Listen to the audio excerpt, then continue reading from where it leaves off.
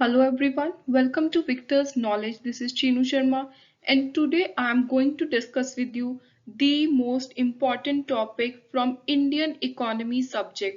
So ਜਦੋਂ ਵੀ ਆਪਾਂ ਐਗਜ਼ਾਮ ਦੇ ਲਈ ਇਕਨੋਮੀ ਸਬਜੈਕਟ ਨੂੰ ਤਿਆਰ ਕਰਨਾ ਹੈ ਤਾਂ ਜਿਹੜਾ ਇਨਫਲੇਸ਼ਨ ਦਾ ਟੌਪਿਕ ਹੈ ਇਹ ਹਰ ਪੇਪਰ ਦੇ ਵਿੱਚ ਚਾਹੇ ਇੱਕ ਕੁਐਸਚਨ ਆਵੇ ਦੋ ਕੁਐਸਚਨ ਆਉਣ 100% ਇਸ ਟੌਪਿਕ ਦੇ ਵਿੱਚੋਂ ਕੁਐਸਚਨ ਆਉਂਦਾ।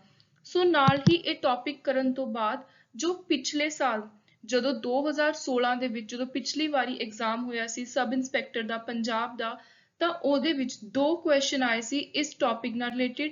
ਸੋ ਆਪਾਂ ਇਹ ਟੌਪਿਕ ਤਿਆਰ ਕਰਨ ਤੋਂ ਬਾਅਦ ਪਹਿਲਾਂ ਉਹ ਦੋ ਕੁਐਸਚਨ ਦੇਖਾਂਗੇ, ਉਸ ਤੋਂ ਬਾਅਦ ਮੈਂ ਤੁਹਾਡੇ ਨਾਲ ਥੋੜੇ ਜਿਹੇ ਇੰਪੋਰਟੈਂਟ MCQ ਡਿਸਕਸ ਕਰੂੰਗੀ। ਸੋ ਹੁਣ ਆਪਾਂ ਸਟਾਰਟ ਕਰਦੇ ਹਾਂ। ਸੋ ਸਭ ਤੋਂ ਪਹਿਲਾਂ ਇਨਫਲੇਸ਼ਨ ਦਾ ਮਤਲਬ ਕੀ ਹੈ? ਜੇ ਆਪਾਂ ਪੰਜਾਬੀ ਚ ਗੱਲ ਕਰੀਏ ਤਾਂ ਇਨਫਲੇਸ਼ਨ ਦਾ ਸਿੰਪਲ ਜਿਹਾ ਮਤਲਬ ਹੈ ਮਹਿੰਗਾਈ। ਜਿਹੜੀ ਆਪਾਂ ਦਿਨ ਰਾਤ ਕਹਿੰਦੇ ਰਹਿੰਦੇ ਆ ਵੀ ਬਹੁਤ ਮਹਿੰਗਾਈ ਹੋ ਗਈ, ਹੁਣ ਤਾਂ ਜਿੰਨੀ ਮਰਜ਼ੀ ਆਪਣੀ ਸੈਲਰੀ ਹੈ ਸਿਰਫ ਆਪਣਾ ਨਾਰਮਲ ਖਰਚਾ ਹੀ ਪੂਰਾ ਹੁੰਦਾ, ਆਈ ਚਲਾਈ ਹੁੰਦੀ ਹੈ। ਉਹਦਾ ਮਤਲਬ ਇਹੀ ਆ ਕਿ ਇਕਨੋਮੀ ਜੋ ਇੱਕ ਦੇਸ਼ ਦੀ ਆਰਥਿਕ ਹਾਲਤ ਹੈ ਉਹਦੇ ਵਿੱਚ ਇਨਫਲੇਸ਼ਨ ਦੀ ਪ੍ਰੋਬਲਮ ਬਹੁਤ ਜ਼ਿਆਦਾ ਚੱਲ ਰਹੀ ਹੈ, ਮਹਿੰਗਾਈ ਬਹੁਤ ਜ਼ਿਆਦਾ ਆਪਾਂ ਨੂੰ ਫੇਸ ਕਰਨੀ ਪੈ ਰਹੀ ਹੈ। ਸੋ ਇਨਫਲੇਸ਼ਨ ਕੀ ਹੈ? ਸਿੰਪਲ ਜੇ ਆਪਾਂ ਇੰਗਲਿਸ਼ ਦੇ ਵਿੱਚ ਦੇਖੀਏ ਤਾਂ it is general level of prices and its rise. So ਕਿਸੇ ਵੀ ਨਾਰਮਲ ਗੁੱਡਸ ਹੋਣ ਕੋਈ ਸਰਵਿਸਿਜ਼ ਹੋਣ ਹਰ ਕਿਸੇ ਦੇ ਵਿੱਚ ਪ੍ਰਾਈਸ ਦਾ ਵਧਣਾ ਉਸ ਜਿਹੜਾ ਇੱਕ ਜਨਰਲ ਲੈਵਲ, ਚਾਹੇ ਇਹ ਨਹੀਂ ਕਿ ਇੱਕਦਮ 0 ਤੋਂ 100 ਰੁਪਇਆ ਹੋ ਗਿਆ, ਚਾਹੇ ਜਿਵੇਂ ਹੁਣ ਆਪਾਂ ਨੂੰ ਪਤਾ ਹੈ ਪੈਟਰੋਲ ਦੀ ਗੱਲ ਕਰੀਏ ਡੀਜ਼ਲ ਦੀ ਗੱਲ ਕਰੀਏ ਤਾਂ ਆਪਾਂ ਨੂੰ ਪਤਾ ਕੁਝ ਪੈਸੇ ਵੱਧਦਾ ਹੀ ਉਹ ਹੁਣ ਕਿੰਨਾ ਜ਼ਿਆਦਾ 100 ਤੋਂ ਉੱਪਰ ਚਲਾ ਗਿਆ। ਸੋ ਕਹਿੰਦੇ ਜਨਰਲ ਲੈਵਲ ਆਫ ਪ੍ਰਾਈਸ ਦੇ ਵਿੱਚ ਜਦ ਰਾਈਜ਼ ਹੁੰਦਾ ਰਹਿੰਦਾ ਉਸ ਚੀਜ਼ ਨੂੰ ਆਪਾਂ ਇਨਫਲੇਸ਼ਨ ਕਹਿੰਦੇ ਆ। ਤੇ ਇਨਫਲੇਸ਼ਨ ਕੱਲੀਆਂ ਗੁੱਡਸ ਕੱਲੀਆਂ ਸਮਾਨ ਕਮੋਡਿਟੀ ਚੀਜ਼ਾਂ ਦਾ ਨਹੀਂ ਹੁੰਦਾ, ਇਹ ਸਰਵਿਸਿਜ਼ ਦਾ ਵੀ ਹੁੰਦਾ। ਸਰਵਿਸਿਜ਼ ਜਿਵੇਂ ਹੁਣ ਆਪਾਂ ਕਹਿੰਦੇ ਕਿ ਅੱਜ ਕੱਲ੍ਹ ਪੜ੍ਹਾਈ ਇੰਨੀ ਮਹਿੰਗੀ ਹੋ ਗਈ, ਅੱਜ ਕੱਲ੍ਹ ਮੈਡੀਕਲ ਖਰਚੇ ਡਾਕਟਰਾਂ ਦੀ ਫੀਸ ਇੰਨੀ ਵੱਧ ਗਈ। ਸੋ ਕਿਸੇ ਵੀ ਤਰ੍ਹਾਂ ਦੀ ਜਿਹੜੀ ਆਪਾਂ ਸਰਵਿਸ ਲੈਂਦੇ ਆ ਉਹਦੇ ਵਿੱਚ ਚਾਹੇ ਪ੍ਰਾਈਸ ਵੱਧ ਰਿਹਾ, ਚਾਹੇ ਕੋਈ ਆਪਣੀ ਸਮਾਨ ਚੀਜ਼ਾਂ ਗੁੱਡਸ ਦੇ ਵਿੱਚ ਕੋਈ ਖਾਣ ਪੀਣ ਵਾਲੀਆਂ ਚੀਜ਼ਾਂ ਕੱਪੜੇ ਹੋ ਗਏ, ਕਿਸੇ ਵੀ ਚੀਜ਼ ਦੇ ਵਿੱਚ ਇੱਕ ਇਕਨੋਮੀ ਦੇ ਵਿੱਚ ਜਿਵੇਂ ਤੁਸੀਂ ਮੰਨ ਲਓ ਉਰੇ ਪੰਜਾਬ ਦੀ ਗੱਲ ਕਰ ਲਓ। ਸੋ ਪੰਜਾਬ ਦੇ ਵਿੱਚ ਇੰਡੀਆ ਦੇ ਵਿੱਚ ਜਿੱਥੇ ਆਪਾਂ ਰਹਿ ਰਹੇ ਹਾਂ ਉੱਥੇ ਜਦੋਂ ਇੱਕ ਟਾਈਮ ਪੀਰੀਅਡ ਦੇ ਵਿੱਚ ਕਿਸੇ ਵੀ ਚੀਜ਼ ਦੀ ਚਾਹੇ ਗੁੱਡਸ ਹੈ ਚਾਹੇ ਸਰਵਿਸਿਜ਼ ਹੈ ਉਹਨਾਂ ਦਾ ਰੇਟ ਵਧੇ ਪ੍ਰਾਈਸ ਵਧੇ, ਉਸ ਵਧਣ ਨੂੰ ਇਨਕਰੀਜ਼ ਨੂੰ ਆਪਾਂ ਇਨਫਲੇਸ਼ਨ ਦਾ ਨਾਮ ਦਿੱਤਾ ਹੈ। So when the general price level rises, each unit of currency buys fewer goods and services। बहुत important line है। ਤੁਸੀਂ ਜਿਹੜਾ ਪੂਰਾ ਟੌਪਿਕ ਹੈ ਇਹਨੂੰ ਆਪਣੇ ਨਾਲ ਰਿਲੇਟ ਕਰਕੇ ਪੜ੍ਹੋਗੇ ਤਾਂ ਤੁਹਾਨੂੰ ਹਰ ਲਾਈਨ ਸਮਝ ਆਊਗੀ। ਸੋ ਕਹਿੰਦੇ ਪਹਿਲਾਂ ਜਿਹੜੀ ਚੀਜ਼ ਆਪਾਂ 100 ਰੁਪਏ 'ਚ ਖਰੀਦ ਸਕਦੇ ਸੀ ਹੁਣ ਉਹ ਚੀਜ਼ ਆਪਾਂ 500 ਰੁਪਏ 'ਚ ਖਰੀਦ ਰਹੇ ਹਾਂ। ਸੋ ਤੁਸੀਂ ਦੇਖ ਸਕਦੇ ਹੋ ਕਿ ਜਿੰਨਾ ਤੁਹਾਡੇ ਕੋਲ ਪੈਸਾ ਆਈ ਜਾਊਗਾ ਜੇ ਮਹਿੰਗਾਈ ਵੱਧ ਰਹੀ ਹੈ ਤਾਂ ਉਨੀ ਹੀ ਕੀਮਤ ਨੀਚੇ ਜਾਈ ਜਾਊ। ਤੁਸੀਂ ਉਸ ਪੈਸੇ ਦੇ ਨਾਲ ਜੇ ਪਹਿਲਾਂ 10 ਕਿਲੋ ਦੀ ਚੀਜ਼ ਖਰੀਦ ਰਹੇ ਸੀ 100 ਰੁਪਏ 'ਚ ਤਾਂ ਹੁਣ ਤੁਸੀਂ 100 ਰੁਪਏ 'ਚ ਸਿਰਫ 1 ਜਾਂ 2 ਕਿਲੋ ਖਰੀਦ ਪਾ ਰਹੇ ਹੋ। ਸੋ ਕਹਿੰਦੇ ਉਹੀ ਯੂਨਿਟ ਕਰੰਸੀ ਦਾ 100 ਰੁਪਇਆ ਤਾਂ ਉਹੀ ਆ ਪਰ ਹੁਣ ਆਪਾਂ ਚੀਜ਼ਾਂ ਸਰਵਿਸਿਜ਼ ਇਹ ਚੀਜ਼ਾਂ ਘੱਟ ਲੈ ਸਕਦੇ ਹਾਂ। ਸੋ ਇਨਫਲੇਸ਼ਨ ਦਾ ਜਿਹੜਾ ਸਿੱਧਾ ਅਸਰ ਪੈਂਦਾ ਉਹ ਆਪਣੀ ਪਰਚੇਜ਼ਿੰਗ ਪਾਵਰ ਤੇ ਪੈਂਦਾ ਵੀ ਪੈਸੇ ਨਾਲ ਆਪਾਂ ਕਿੰਨੀ ਖਰੀਦਦਾਰੀ ਕਰ ਸਕਦੇ ਹਾਂ, ਇਹ ਚੀਜ਼ ਤੇ ਮਹਿੰਗਾਈ ਦਾ ਸਿੱਧਾ ਅਸਰ ਪੈਂਦਾ। ਤੇ ਨਾਲ ਹੀ ਤੁਸੀਂ ਇਹ ਵੀ ਸਮਝੋ ਕਿ ਜਿਹੜੀ ਮਹਿੰਗਾਈ ਹੈ ਇਨਫਲੇਸ਼ਨ ਆ ਇਹ ਜਿਹੜਾ ਇੱਕ ਤੁਹਾਨੂੰ ਮੈਂ ਪੂਰੀ ਦੀ ਪੂਰੀ ਲਾਈਨ ਦੱਸੀ ਹੈ ਇਹ MCQ ਦੇ ਤੌਰ ਤੇ ਵੀ ਤੁਹਾਨੂੰ ਐਗਜ਼ਾਮ ਦੇ ਵਿੱਚ ਆ ਸਕਦੀ ਹੈ। ਸੋ ਉੱਥੇ ਤੁਹਾਨੂੰ ਆਪਸ਼ਨਸ ਹੋ ਸਕਦੀਆਂ ਨੇ ਕਿ ਪਰਚੇਜ਼ਿੰਗ ਪਾਵਰ ਆਫ ਮਨੀ ਕਿਸ ਚੀਜ਼ ਦੇ ਉੱਤੇ ਅਸਰ ਪਾਉਂਦੀ ਹੈ। ਸੋ ਉੱਥੇ ਆਪਾਂ ਨੇ ਆਪਸ਼ਨ ਟਿਕ ਕਰਨਾ ਹੈ ਇਨਫਲੇਸ਼ਨ। ਸੋ ਉਸ ਤੋਂ ਬਾਅਦ ਕਹਿੰਦੇ ਜਦੋਂ ਆਪਾਂ ਨੇ ਇਨਫਲੇਸ਼ਨ ਨੂੰ ਮੈਜ਼ਰ ਕਰਨਾ ਤਾਂ ਆਪਾਂ ਇਹ ਦੇਖਾਂਗੇ ਵੀ ਇੱਕ ਕੰਟਰੀ ਦੇ ਵਿੱਚ ਕਿੰਨੇ ਲੋਕ ਕਿੰਨੀਆਂ ਗੁੱਡਸ ਐਂਡ ਸਰਵਿਸਿਜ਼ ਉਹਨਾਂ ਦੀਆਂ ਨਾਰਮਲੀ ਖਰੀਦ ਪਾ ਰਹੇ ਨੇ ਤੇ ਉਹਨਾਂ ਦਾ ਐਵਰੇਜ ਪ੍ਰਾਈਸ ਕਿੰਨਾ ਵਧਿਆ। ਸੋ ਇਹ ਸਾਰੀਆਂ ਚੀਜ਼ਾਂ ਆਪਾਂ ਇਨਫਲੇਸ਼ਨ ਨੂੰ ਮੈਜ਼ਰ ਕਰਨ ਦੇ ਲਈ ਦੇਖਦੇ ਹਾਂ। ਤੇ ਇੱਕ ਇੰਪੋਰਟੈਂਟ ਫੈਕਟ ਹੈ ਇੱਕ ਪਰਸੈਂਟੇਜ ਹੈ। ਸੋ RBI ਕਹਿੰਦੀ ਹੈ, RBI ਕੀ ਹੈ? ਰਿਜ਼ਰਵ ਬੈਂਕ ਆਫ ਇੰਡੀਆ, ਆਪਣਾ ਸੈਂਟਰਲ ਬੈਂਕ ਜਿਹੜਾ 1934 ਦੇ ਐਕਟ ਦੇ ਅੰਦਰ ਆਇਆ ਸੀ ਤੇ ਇਹ ਇਸਟੈਬਲਿਸ਼ ਹੋਇਆ ਸੀ 1935 ਵਿੱਚ। ਮੈਂ ਡੇਟਸ ਇਹ ਬਾਰ-ਬਾਰ ਤੁਹਾਨੂੰ ਇਸ ਲਈ ਦੱਸਦੀ ਹਾਂ ਕਿਉਂਕਿ ਕਾਫੀ ਵਾਰੀ ਸਿੱਧਾ ਐਗਜ਼ਾਮ ਦੇ ਵਿੱਚ RBI ਦੀ ਇਸਟੈਬਲਿਸ਼ਮੈਂਟ ਨੂੰ ਲੈ ਕੇ ਕੁਐਸਚਨ ਆਉਂਦਾ ਜਾਂ ਫਿਰ ਕਿਹੜੇ ਸਾਲ ਉਹਦਾ ਐਕਟ ਪਾਸ ਹੋਇਆ ਉਹਨੂੰ ਲੈ ਕੇ ਕੁਐਸਚਨ ਆਉਂਦਾ। ਸੋ ਜਦੋਂ ਤੁਸੀਂ ਕਿਸੇ ਚੀਜ਼ ਨੂੰ ਬਾਰ-ਬਾਰ ਸੁਣਦੇ ਹੋ, ਪੜ੍ਹਦੇ ਹੋ, ਤਾਂ ਉਹ ਫੈਕਟ ਤੁਸੀਂ ਐਗਜ਼ਾਮ ਦੇ ਵਿੱਚ ਕਦੇ ਵੀ ਭੁੱਲਦੇ ਨਹੀਂ। ਸੋ RBI ਕਹਿੰਦਾ, ਰਿਜ਼ਰਵ ਬੈਂਕ ਆਫ ਇੰਡੀਆ ਕਹਿੰਦਾ ਕਿ ਜੇ ਕਿਸੇ ਵੀ ਇੱਕ ਇਕੋਨਮੀ ਦੇ ਵਿੱਚ ਮਹਿੰਗਾਈ ਦਾ ਦਰ 2 ਤੋਂ 6% ਹੈ, ਵੀ ਜੇ ਇੰਨੀ ਕੁ ਮਹਿੰਗਾਈ ਹੋ ਰਹੀ ਹੈ ਇੱਕ ਪੁਆਇੰਟ ਆਫ ਟਾਈਮ ਤੇ, ਤਾਂ ਉਹ ਇੱਕ ਠੀਕ ਰੇਟ ਆ। ਮਤਲਬ ਇੱਕ ਇਕੋਨਮੀ ਉਨੀ ਕੁ ਮਹਿੰਗਾਈ ਨੂੰ ਸਹਿ ਸਕਦੀ ਹੈ। ਪਰ ਵੈਸੇ ਤਾਂ ਉਹਨਾਂ ਨੇ ਕਿਹਾ ਕਿ ਕੰਫਰਟੇਬਲ ਰੇਟ, ਮਤਲਬ ਕੰਫਰਟੇਬਲ ਰੇਟ ਤਾਂ 4% ਆ, ਪਰ ਕਹਿੰਦੇ ਚਲੋ ਕਿਸੇ ਹਾਲਤ ਵਿੱਚ ਜੇ 6% ਤੱਕ ਵੀ ਜਾਂਦੀ ਹੈ ਤਾਂ ਵੀ ਉਹ ਬੀਅਰੇਬਲ ਹੈ, ਸਹਿਣ ਲਾਇਕ ਹੈ। ਫਿਰ ਆ ਗਿਆ ਹੁਣ ਕਾਈਂਡਸ ਆਫ ਇਨਫਲੇਸ਼ਨ। ਇਹਦੇ ਵਿੱਚੋਂ ਜਿਹੜੀ ਸਟੈਗਫਲੇਸ਼ਨ ਹੈ ਐਗਜ਼ਾਮ ਦੇ ਲਈ ਇਹ ਬਹੁਤ ਜ਼ਿਆਦਾ ਇੰਪੋਰਟੈਂਟ ਹੈ। ਸੋ ਪਹਿਲੀ ਕਾਈਂਡ ਆਉਂਦੀ ਹੈ, ਕਿਸਮ ਆਉਂਦੀ ਹੈ ਇਨਫਲੇਸ਼ਨ ਦੀ, ਡੀਫਲੇਸ਼ਨ। ਡੀਫਲੇਸ਼ਨ ਕੀ ਹੈ? ਇਨਫਲੇਸ਼ਨ ਦਾ ਓਪੋਜ਼ਿਟ। ਆਪਾਂ ਨੇ ਇਨਫਲੇਸ਼ਨ 'ਚ ਕੀ ਪੜ੍ਹਿਆ ਕਿ ਪ੍ਰਾਈਸ ਵਾਧਾ। ਡੀਫਲੇਸ਼ਨ ਇਹਦਾ ਮਤਲਬ ਹੈ ਅਪ ਜਾਣਾ, ਡੀ ਦਾ ਮਤਲਬ ਹੁੰਦਾ ਹੈ ਕਿਸੇ ਚੀਜ਼ ਤੋਂ ਰੁਕਣਾ, ਖਤਮ ਹੋਣਾ ਜਾਂ ਫਿਰ ਨੀਚੇ ਜਾਣਾ। ਸੋ ਕਹਿੰਦੇ ਜਦੋਂ ਪ੍ਰਾਈਸ ਰੇਟ ਘਟੇ, ਫਾਲ ਹੋਵੇ, ਉਸ ਚੀਜ਼ ਨੂੰ ਆਪਾਂ ਕਹਿੰਦੇ ਆ ਡੀਫਲੇਸ਼ਨ। ਸੋ ਇਨਫਲੇਸ਼ਨ ਦੀ ਜਿਹੜੀ ਓਪੋਜ਼ਿਟ ਟਾਈਪ ਹੈ ਉਹ ਹੈ deflation. It is opposite of inflation. ਇੱਕ ਹੋਰ ਬਹੁਤ ਤੁਸੀਂ ਇੰਪੋਰਟੈਂਟ ਨਾਮ ਯਾਦ ਰੱਖਣਾ ਹੈ, ਡਿਸਇਨਫਲੇਸ਼ਨ। ਕਾਫੀ ਵਾਰੀ ਸਟੂਡੈਂਟਸ ਕਨਫਿਊਜ਼ ਹੁੰਦੇ ਨੇ, ਉਹ ਸਿਰਫ ਡੀਫਲੇਸ਼ਨ ਪੜ੍ਹ ਕੇ ਚਲੇ ਜਾਂਦੇ ਨੇ। ਤੁਹਾਨੂੰ ਪੇਪਰ ਦੇ ਵਿੱਚ ਆਪਸ਼ਨ ਜੇ ਡਿਸਇਨਫਲੇਸ਼ਨ ਹੈ ਕਿ ਓਪੋਜ਼ਿਟ ਕੀ ਹੈ ਇਨਫਲੇਸ਼ਨ ਦਾ, ਤਾਂ ਤੁਸੀਂ ਇਹਨੂੰ ਟਿਕ ਕਰਕੇ ਆ ਸਕਦੇ ਹੋ। ਸੋ ਉੱਥੇ ਤੁਸੀਂ ਕਨਫਿਊਜ਼ ਨਹੀਂ ਹੋਣਾ। ਡੀ ਐਂਡ ਡਿਸ ਦੋਨੋਂ ਹੀ ਓਪੋਜ਼ਿਟ ਕਿਸਮਾਂ ਨੇ ਇਨਫਲੇਸ਼ਨ ਦੀਆਂ। ਉਸ ਤੋਂ ਬਾਅਦ ਆ ਗਿਆ ਹਾਈਪਰ ਇਨਫਲੇਸ਼ਨ। ਜਦੋਂ ਕਹਿੰਦੇ ਬਹੁਤ ਛੋਟੇ ਸਮੇਂ ਦੇ ਵਿੱਚ ਬਹੁਤ ਜ਼ਿਆਦਾ ਮਹਿੰਗਾਈ ਹੋ ਜੇ। ਇਹਦੀ ਇੱਕ ਸਭ ਤੋਂ ਵੱਡੀ ਐਗਜ਼ਾਮਪਲ ਹੈ ਜਰਮਨੀ। 1920 ਦੇ ਵਿੱਚ ਜਦੋਂ ਪਹਿਲੀ ਵਰਲਡ ਵਾਰ ਹੋਈ, ਉਸ ਤੋਂ ਬਾਅਦ 2500% ਤੁਸੀਂ ਅੰਦਾਜ਼ਾ ਲਾ ਸਕਦੇ ਹੋ। ਹੁਣ ਆਪਾਂ ਸਿਰਫ 2 ਤੋਂ 6% RBI ਦੇ ਮੁਤਾਬਿਕ ਕਹਿ ਰਹੇ ਵੀ ਇੰਨੀ ਕੁ ਮਹਿੰਗਾਈ ਠੀਕ ਹੈ। ਉਸ ਸਮੇਂ 2500% ਇੱਕ ਮਹੀਨੇ ਦੇ ਅੰਦਰ ਪ੍ਰਾਈਸ ਵੱਧ ਰਹੇ ਸੀ। ਸੋ ਇਹ ਹੈ ਹਾਈਪਰ ਇਨਫਲੇਸ਼ਨ, ਜਦੋਂ ਬਹੁਤ ਥੋੜੇ ਸਮੇਂ ਦੇ ਵਿੱਚ ਬਹੁਤ ਜ਼ਿਆਦਾ ਪ੍ਰਾਈਸ ਵਧੇ। ਨੈਕਸਟ ਹੈ ਸਟੈਗਫਲੇਸ਼ਨ। ਸਟੈਗਫਲੇਸ਼ਨ ਦਾ ਮਤਲਬ ਹੈ ਜਦੋਂ ਆਪਾਂ ਅਨਐਮਪਲੋਇਮੈਂਟ, ਬੇਰੁਜ਼ਗਾਰੀ ਨੂੰ ਮਹਿੰਗਾਈ ਦੇ ਨਾਲ ਜੋੜ ਦਈਏ। ਸੋ ਜਿੱਥੇ ਮਹਿੰਗਾਈ ਵੱਧ ਰਹੀ ਹੈ ਨਾਲ ਹੀ ਬੇਰੁਜ਼ਗਾਰੀ ਵੱਧ ਰਹੀ ਹੈ, ਉਸ ਸਿਚੁਏਸ਼ਨ ਨੂੰ ਆਪਾਂ ਕਵਾਂਗੇ ਸਟੈਗਫਲੇਸ਼ਨ। ਸੋ ਇਹ ਵੀ ਤੁਸੀਂ ਯਾਦ ਰੱਖਣੀ ਹੈ। ਕਾਫੀ ਵਾਰੀ ਐਗਜ਼ਾਮ ਦੇ ਵਿੱਚ ਪੁੱਛਿਆ ਗਿਆ ਕਿ ਸਟੈਗਫਲੇਸ਼ਨ ਕੀ ਹੈ, ਜਾਂ ਫਿਰ ਕੁਐਸਚਨ ਆਉਂਦਾ ਵੀ high unemployment and high inflation leads to. So ਤੁਹਾਨੂੰ ਉੱਥੇ ਆਪਸ਼ਨ ਹੁੰਦੀ ਹੈ inflation, deflation, hyper inflation, stagflation. So ਤੁਸੀਂ ਜਿੱਥੇ ਅਨਐਮਪਲੋਇਮੈਂਟ ਆ ਗਿਆ ਮਹਿੰਗਾਈ ਦੇ ਨਾਲ, ਉੱਥੇ ਤੁਸੀਂ ਬਿਨਾਂ ਕੁਝ ਸੋਚੇ ਸਟੈਗਫਲੇਸ਼ਨ ਟਿਕ ਕਰਕੇ ਆਉਣਾ। ਨੈਕਸਟ ਆ ਗਿਆ ਹੁਣ ਅਸਰ ਕੀ ਪੈਂਦਾ ਮਹਿੰਗਾਈ ਦਾ ਆਪਣੀ ਸੋਸਾਇਟੀ ਤੇ। ਪਹਿਲੇ ਨੰਬਰ ਤੇ ਕਹਿੰਦੇ inflation affects the pattern of production. A shift in production pattern takes place from consumer to luxury good। ਹੁਣ ਕਹਿੰਦੇ ਮਹਿੰਗਾਈ ਵੱਧ ਰਹੀ ਹੈ, ਆਪਾਂ ਨੂੰ ਪਤਾ ਹੈ ਕਿ ਸਿਰਫ ਜਿਹਦੇ ਕੋਲ ਪੈਸਾ ਹੋ ਉਹੀ ਚੀਜ਼ਾਂ ਖਰੀਦ ਪਾਓ। ਸੋ ਜ਼ਿਆਦਾ ਪ੍ਰੋਡਿਊਸਰ ਚਾਹੁੰਦੇ ਨੇ ਕਿ ਜਿਹੜੇ ਅਮੀਰ ਲੋਕਾਂ ਦੀਆਂ ਜ਼ਰੂਰਤ ਵਾਲੀਆਂ ਚੀਜ਼ਾਂ ਨੇ, ਲਗਜ਼ਰੀ ਗੁੱਡਸ ਨੇ, ਆਪਾਂ ਉਹਨਾਂ ਨੂੰ ਪ੍ਰੋਡਿਊਸ ਕਰੀਏ। ਉਸ ਤੋਂ ਬਾਅਦ ਹੈ ਇਨਵੈਸਟਮੈਂਟ। ਇਨਫਲੇਸ਼ਨ ਕਹਿੰਦੇ ਮਹਿੰਗਾਈ ਡਿਸਕਰੇਜ ਕਰਦੀ ਹੈ। ਉਹ ਕਿਸੇ ਵੀ ਬਿਜ਼ਨਸਮੈਨ ਨੂੰ, ਐਂਟਰਪ੍ਰੈਨਰ ਨੂੰ ਨਵੀਂ ਜਗ੍ਹਾ ਤੇ ਇਨਵੈਸਟ ਕਰਨ ਤੋਂ ਰੋਕਦੀ ਹੈ, ਕਿਉਂਕਿ ਫਿਊਚਰ ਦਾ ਪਤਾ ਨਹੀਂ। ਇਸ ਟਾਈਮ ਬਹੁਤ ਤੁਸੀਂ ਮਹਿੰਗੀ ਚੀਜ਼ ਤੇ ਕੋਈ ਲੈ ਰਹੇ ਹੋ, ਕਿਸ ਦਾ ਬਿਜ਼ਨਸ ਖਰੀਦ ਰਹੇ ਹੋ, ਉਹਦਾ ਤੁਹਾਨੂੰ ਰਿਟਰਨ ਆਊ ਨਹੀਂ ਆਊ, ਕੋਈ ਮੁਨਾਫਾ ਹੋਊ। ਸੋ ਇਹ ਜਿਹੜੀ ਅਨਸਰਟੇਨਿਟੀ ਹੈ ਫਿਊਚਰ ਬਾਰੇ, ਜਿਹੜਾ ਆਪਾਂ ਨੂੰ ਪਤਾ ਨਹੀਂ ਹੈ, ਉਹ ਡਿਸਕਰੇਜ ਕਰਦੀ ਹੈ, ਉਹ ਪਿੱਛੇ ਹਟਾ ਦਿੰਦੀ ਹੈ ਇਨਵੈਸਟਮੈਂਟ ਕਰਨ ਤੋਂ। ਸੋ ਜਦੋਂ ਮਹਿੰਗਾਈ ਹੈ ਉਸ ਸਮੇਂ ਬਹੁਤ ਘੱਟ ਲੋਕ ਨੇ ਜੋ ਇਨਵੈਸਟਮੈਂਟ ਕਰਨੀ ਚਾਹੁੰਦੇ ਨੇ। Then inflation also result in black marketing। ਆਪਾਂ ਨੂੰ ਪਤਾ ਹੈ ਕਿ ਇੱਕ ਇਹੋ ਜਿਹਾ ਸੀਜ਼ਨ ਆਉਂਦਾ ਹੁੰਦਾ ਜਦੋਂ ਪਿਆਜ਼ ਦਾ ਰੇਟ ਬਹੁਤ ਵੱਧ ਜਾਂਦਾ ਹੈ, ਜਾਂ ਤੁਸੀਂ ਕਿਸੇ ਵੀ ਹੋਰ ਚੀਜ਼ ਦੀ ਮੰਨ ਲਓ ਹੋਰਡਿੰਗ ਹੋ ਜਾਂਦੀ ਹੈ, ਪਲਸਿਸ ਵਗੈਰਾ ਦੀ, ਦਾਲਾਂ ਦੀ ਬਹੁਤ ਹੋਰਡਿੰਗ ਅੱਜ ਕੱਲ੍ਹ ਹੋਣ ਲੱਗ ਗਈ, ਬਲੈਕ ਮਾਰਕੀਟਿੰਗ ਹੁੰਦੀ ਹੈ। ਸੋ ਕਹਿੰਦੇ ਜਦੋਂ ਕਿਸੇ ਚੀਜ਼ ਦਾ ਰੇਟ ਵੱਧ ਜਾਂਦਾ ਤਾਂ ਬਲੈਕ ਮਾਰਕੀਟਿੰਗ ਬਹੁਤ ਹੀ ਜ਼ਿਆਦਾ ਹੁੰਦੀ ਹੈ, ਕਿਉਂਕਿ ਜਿਨ੍ਹਾਂ ਨੂੰ ਲੋੜ ਆ ਉਹ ਤਾਂ ਵੱਧ ਰੇਟ ਤੇ ਵੀ ਬੰਦਾ ਲਊਗਾ ਹੀ ਲਊਗਾ ਚੀਜ਼। ਸੋ ਲੋਕ ਕਾਫੀ ਇਸ ਸਿਚੁਏਸ਼ਨ ਦਾ ਫਾਇਦਾ ਚੱਕਦੇ ਨੇ ਇਨਫਲੇਸ਼ਨ ਦਾ।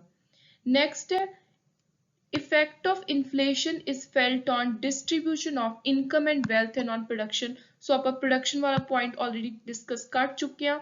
ਸੋ ਕਹਿੰਦੇ ਜਦੋਂ ਮਹਿੰਗਾਈ ਹੈ, ਆਪਾਂ ਨੂੰ ਪਤਾ ਹੈ ਕਿ ਜਿਹੜੇ ਲੋਕ ਇਨਕਮ ਤੇ ਵੈਲਥ ਤੇ ਕਿੰਨਾ ਅਸਰ ਪੈਂਦਾ ਹੈ।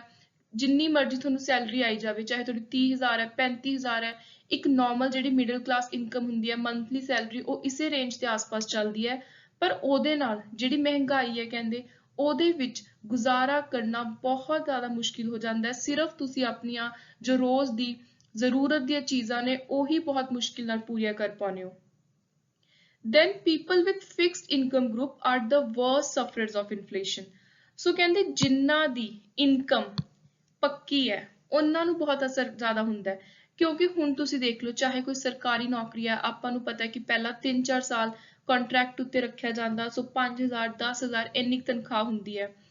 ਸੋ ਕਹਿੰਦੇ ਜਿਹੜੇ ਲੋਕ ਫਿਕਸਡ ਇਨਕਮ ਵਾਲੇ ਨੇ, ਜਿਨ੍ਹਾਂ ਨੂੰ ਇੱਕ ਪੱਕੀ ਤਨਖਾਹ ਆਉਣੀ ਹੈ, ਜਦੋਂ ਮਹਿੰਗਾਈ ਹੋ ਜਾਂਦੀ ਹੈ ਉਹਨਾਂ ਨੂੰ ਬਹੁਤ ਹੀ ਜ਼ਿਆਦਾ ਮੁਸ਼ਕਿਲ ਦਾ ਸਾਹਮਣਾ ਕਰਨਾ ਪੈਂਦਾ ਹੈ, ਕਿਉਂਕਿ ਉਹਨਾਂ ਦੀ ਇਨਕਮ ਤਾਂ ਓਨੀ ਹੀ ਹੈ 5,000 10 15 20 ਜਿੰਨੀ ਵੀ ਮੰਨ ਲਓ, ਪਰ ਜਦੋਂ ਮਹਿੰਗਾਈ ਹੋ ਜਾਂਦੀ ਹੈ ਫਿਰ ਉਹਨਾਂ ਨੂੰ ਬਹੁਤ ਡਿਫਿਕਲਟ ਹੁੰਦਾ ਹੈ ਆਪਣੀ ਉਸੇ ਇਨਕਮ ਨੂੰ ਦੁਬਾਰਾ ਤੋਂ ਨਵੀਂ ਮਹਿੰਗਾਈ ਵਾਲੇ ਰੇਟ ਦੇ ਅਕੋਰਡਿੰਗ ਐਡਜਸਟ ਕਰਨ ਦੇ ਵਿੱਚ। ਸੋ ਜਿਵੇਂ ਕੋਈ ਬਿਜ਼ਨਸਮੈਨ ਹੈ ਉਹ ਤਾਂ ਕੀ ਕਰੂ, ਥੋੜਾ ਬਹੁਤ ਸੋਚ ਲੂਗਾ ਕਿ ਮੈਂ ਆਪਣੀਆਂ ਵੇਚਣ ਵਾਲੀ ਚੀਜ਼ਾਂ ਦਾ ਹੁਣ ਰੇਟ ਵਧਾ ਦਿੰਦਾ।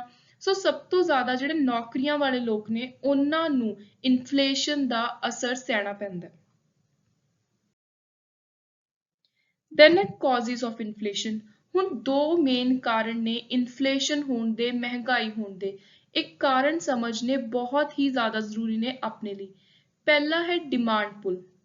ਕਹਿੰਦੇ ਜਦੋਂ ਜ਼ਿਆਦਾ ਮਨੀ, ਟੂ ਮਚ ਮਨੀ ਸਿਰਫ ਥੋੜੇ ਜਿਹੇ ਗੁਡਸ ਨੂੰ ਚੇਸ ਕਰੇ, too much money chasing too few goods, ਮਤਲਬ ਲੋਕਾਂ ਕੋਲ ਪੈਸਾ ਤਾਂ ਬਹੁਤ ਆ ਪਰ ਸਪਲਾਈ ਬਹੁਤ ਥੋੜੀ ਹੋ ਰਹੀ ਹੈ। ਸੋ ਜਦੋਂ ਡਿਮਾਂਡ ਤੇ ਸਪਲਾਈ ਇਹ ਚੀਜ਼ਾਂ ਦੇ ਵਿੱਚ ਮਿਸਮੈਚ ਹੋ ਜਾਵੇ, ਕੋਈ ਬੈਲੈਂਸ ਨਾ ਬਣੇ, ਉਸ ਟਾਈਮ ਇਹ ਮਹਿੰਗਾਈ ਆਉਂਦੀ ਹੈ। So if demand is growing faster than supply, ਲੋਕ ਚਾਹੁੰਦੇ ਤਾਂ ਬਹੁਤ ਨੇ, ਤੁਸੀਂ ਮੰਨ ਲਓ ਕਿ ਲੋਕ ਚਾਹ ਰਹੇ ਨੇ ਕਿ ਸਾਨੂੰ ਕਿਸੇ A ਬ੍ਰਾਂਡ ਦਾ ਕੱਪੜਾ ਚਾਹੀਦਾ ਹੈ ਤੇ ਉਹਦੀ ਡਿਮਾਂਡ ਹੈ 100 ਲੋਕਾਂ ਦੀ, ਪਹਿਲਾਂ ਸਿਰਫ 1 ਜਾਂ 2 ਲੈ ਰਹੇ ਸੀ। ਸੋ ਹੁਣ obvious ਹੈ ਕਿ ਜੇ ਇੰਨੇ ਲੋਕ ਦਿਖਣਗੇ ਪ੍ਰੋਡਿਊਸਰ ਨੂੰ ਕਿ ਇੰਨੇ ਲੋਕ ਡਿਮਾਂਡ ਕਰ ਰਹੇ ਨੇ ਤਾਂ ਉਹ ਇਸ ਚੀਜ਼ ਦਾ ਫਾਇਦਾ ਚੱਕੂ, ਉਹ ਆਪਣੇ ਪ੍ਰੋਡਕਟ ਦਾ ਰੇਟ ਵਧਾ ਕੇ ਲਗਾਊਗਾ। ਸੋ ਕਹਿੰਦੇ ਪ੍ਰਾਈਸ ਇਨਕਰੀਜ਼ ਹੋ ਜਾਊਗਾ। ਦੈਨ ਕਹਿੰਦੇ ਉਦੋਂ ਹੁੰਦਾ ਜਦੋਂ more people gain purchasing power while supply is not able to catch up to growing demand, ਜਦੋਂ ਜ਼ਿਆਦਾ ਲੋਕਾਂ ਕੋਲ ਪੈਸਾ ਆ ਜਾਵੇ। ਆਪਾਂ ਨੇ ਇਹ ਟੌਪਿਕ ਪੜ੍ਹਿਆ ਆਲਰੇਡੀ ਮਨੀ ਐਂਡ ਬੈਂਕਿੰਗ ਵਿੱਚ ਕਿ ਮਨੀ ਸਪਲਾਈ, ਜਦੋਂ ਲੋਕਾਂ ਦੇ ਕੋਲ ਜ਼ਿਆਦਾ ਪੈਸਾ ਚਲਾ ਜਾਵੇ ਤਾਂ ਲੋਕ ਕੀ ਚਾਹੁੰਦੇ ਨੇ ਕਿ ਹੁਣ ਸਾਡੇ ਕੋਲ ਪੈਸਾ ਆ ਗਿਆ, ਹੁਣ ਅਸੀਂ ਕੁਝ ਵੀ ਖਰੀਦ ਸਕਦੇ ਹਾਂ। ਸੋ ਉਹ ਕੁਝ ਵੀ ਖਰੀਦਣ ਦੇ ਚੱਕਰ 'ਚ ਜਿਹੜੇ ਲੋਕ ਪ੍ਰੋਡਿਊਸਰ ਨੇ ਉਹ ਇਸ ਚੀਜ਼ ਦਾ ਫਾਇਦਾ ਚੱਕਦੇ ਨੇ, ਉਹ ਰੇਟ ਵਧਾ ਦਿੰਦੇ ਨੇ, ਤੇ ਜਿਨ੍ਹਾਂ ਲੋਕਾਂ ਕੋਲ ਪੈਸਾ ਹੈ ਉਹਨਾਂ ਨੂੰ ਤਾਂ ਕੋਈ ਫਰਕ ਨਹੀਂ ਪੈਂਦਾ, ਪਰ ਇਹਦਾ ਅਸਲੀ ਅਸਰ ਮਹਿੰਗਾਈ ਦਾ ਮਿਡਲ ਕਲਾਸ ਲੋਕਾਂ ਨੂੰ, ਲੋਅਰ ਇਨਕਮ ਗਰੁੱਪ ਨੂੰ ਜ਼ਿਆਦਾ ਸਹਿਣਾ ਪੈਂਦਾ ਹੈ। ਫਿਰ ਕਹਿੰਦੇ when the government of a country print money in excess, price increase to keep up with the increase in currency leading to inflation। ਸੋ ਆਪਾਂ ਨੇ ਆਲਰੇਡੀ ਮਨੀ ਐਂਡ ਬੈਂਕਿੰਗ ਪੂਰਾ ਦਾ ਪੂਰਾ ਚੰਗੀ ਤਰ੍ਹਾਂ ਡਿਸਕਸ ਕੀਤਾ ਸੀ ਟੌਪਿਕ ਕਿ ਜਦੋਂ ਲੋਕਾਂ ਕੋਲ ਜ਼ਿਆਦਾ ਪੈਸਾ ਚਲ ਜਾਣ ਲੱਗ ਜਾਂਦਾ ਹੈ, ਜ਼ਿਆਦਾ ਉਹਨਾਂ ਕੋਲ ਮਨੀ ਜਾਣ ਲੱਗ ਜਾਂਦੀ ਹੈ, ਤਾਂ ਫਿਰ RBI ਕੁਛ ਨਾ ਕੁਛ ਰਿਸਟ੍ਰਿਕਸ਼ਨ ਲਗਾਉਂਦਾ, ਕੁਛ ਰੇਟ ਤੈਅ ਕਰਦਾ, ਬੈਂਕਾਂ ਨੂੰ ਕਹਿੰਦਾ ਕਿ ਤੁਸੀਂ ਲੋਕਾਂ ਨੂੰ ਪੈਸਾ ਨਹੀਂ ਦੇਣਾ। ਤੇ ਉਰੇ ਸਿਚੁਏਸ਼ਨ ਆ ਰਹੀ ਹੈ ਕਿ ਜਦੋਂ ਸਰਕਾਰ ਜ਼ਿਆਦਾ ਕਰੰਸੀ ਨੋਟ ਪ੍ਰਿੰਟ ਕਰ ਦੇਵੇ, ਉਸ ਟਾਈਮ ਵੀ ਕੀ ਹੈ ਕਿ ਲੋਕਾਂ ਦੇ ਕੋਲ ਹੁਣ ਪੈਸਾ ਆ ਗਿਆ, ਫਿਰ ਸਰਕਾਰ ਕੀ ਕਰਦੀ ਹੈ ਉਸ ਪੈਸੇ ਨੂੰ ਕੰਟਰੋਲ 'ਚ ਕਰਨ ਦੇ ਲਈ ਰੇਟ ਵਧਾ ਦਿੰਦੀ ਹੈ। ਸੋ ਇਹੀ ਚੀਜ਼ ਬਾਅਦ ਚੋਂ ਮਹਿੰਗਾਈ ਬਣਦੀ ਹੈ। ਸੋ ਆਈ ਥਿੰਕ ਤੁਹਾਨੂੰ ਇਹ ਬਹੁਤ ਚੰਗੀ ਤਰ੍ਹਾਂ ਕਲੀਅਰ ਹੋ ਗਿਆ ਹੋਊਗਾ ਕਿ ਡਿਮਾਂਡ ਦੇ ਨਾਲ ਕਿਵੇਂ ਮਹਿੰਗਾਈ ਹੁੰਦੀ ਹੈ। ਇਹ ਤਾਂ ਤੁਸੀਂ ਆਪਣੇ ਉੱਤੇ ਲਗਾ ਲਓ ਕਿ ਤੁਸੀਂ ਕੋਈ ਚੀਜ਼ ਲੈਣੀ ਚਾਹ ਰਹੇ ਹੋ, ਤੁਹਾਡੇ ਕੋਲ ਪੈਸਾ ਵੀ ਹੈ, ਤਾਂ ਅਗਲੇ ਬੰਦੇ ਨੂੰ ਜੇ ਪਤਾ ਹੈ ਕਿ ਤੁਸੀਂ ਜ਼ਿਆਦਾ ਤੋਂ ਜ਼ਿਆਦਾ ਪੈਸਾ ਦੇਣ ਲਈ ਤਿਆਰ ਹੋ ਕਿਉਂਕਿ ਤੁਹਾਨੂੰ ਚੀਜ਼ ਦੀ ਬਹੁਤ ਲੋੜ ਹੈ, ਕਿਉਂਕਿ ਉਹ ਚੀਜ਼ ਸਿਰਫ 1 ਜਾਂ 2 ਹੈ ਤੇ ਬੰਦੇ ਹੋ ਤੁਸੀਂ ਲੈਣ ਵਾਲੇ 1000। ਸੋ ਜਿਹੜਾ ਪ੍ਰੋਡਿਊਸਰ ਹੈ ਜਿਹਦੇ ਤੋਂ ਤੁਸੀਂ ਉਹ ਚੀਜ਼ ਲੈਣੀ ਹੈ, ਉਹ ਉਸਦਾ ਰੇਟ ਤੁਹਾਨੂੰ ਵਧਾ ਕੇ ਹੀ ਲਗਾਊਗਾ ਉਸ ਸਿਚੁਏਸ਼ਨ ਦਾ ਜਦੋਂ ਕੋਈ ਫਾਇਦਾ ਚੱਕਦਾ ਹੈ, ਉਹੀ ਚੀਜ਼ ਮਹਿੰਗਾਈ ਬਣਦੀ ਹੈ। ਨੈਕਸਟ ਹੈ ਕਾਸਟ ਪੁਸ਼। ਜਿਹੜੀ ਕਾਸਟ ਪੁਸ਼ ਕੈਟੇਗਰੀ ਹੈ ਇਹਦੇ ਵਿੱਚ ਕੀ ਹੁੰਦਾ, when production cost goes up there is increase in price to maintain profit margin, Increased cost can include things such as wages, taxes, increased cost of import। ਸੋ ਕਹਿੰਦੇ ਜਦੋਂ ਆਪਾਂ ਪੂਰਾ ਜਿਵੇਂ ਇੰਡੀਆ 'ਚ ਮੰਨ ਲਓ ਕਿ ਹੁਣ ਆਪਾਂ ਨੂੰ ਪਤਾ ਹੈ ਕਿ ਪੈਟਰੋਲ ਦੇ ਡੀਜ਼ਲ ਦੇ ਇੰਨੇ ਰੇਟ ਵੱਧ ਗਏ, ਤਾਂ ਸਰਕਾਰ ਇਹਦੇ 'ਚ ਕੀ ਬਹਾਨਾ ਲਾਉਂਦੀ ਹੈ ਵੀ ਸਾਨੂੰ ਤਾਂ ਬਾਹਰੋਂ ਇੰਪੋਰਟ ਡਿਊਟੀ ਇੰਨੀ ਪੈਂਦੀ ਹੈ, ਸਾਨੂੰ ਤਾਂ ਜਿਹੜੀਆਂ ਬਾਹਰਲੀਆਂ ਅਰੈਬਿਕ ਕੰਟਰੀਜ਼ ਨੇ ਜਿੱਥੋਂ ਅਸੀਂ ਲੈਂਦੇ ਹਾਂ ਤੇਲ ਲੈਂਦੇ ਹਾਂ, ਜੋ ਵੀ ਆਇਲ ਪ੍ਰੋਡਿਊਸਿੰਗ ਕੰਟਰੀਜ਼ ਨੇ, ਕਿ ਸਾਨੂੰ ਤਾਂ ਉੱਥੋਂ ਇੰਨਾ ਮਹਿੰਗਾ ਆ ਰਿਹਾ ਹੈ।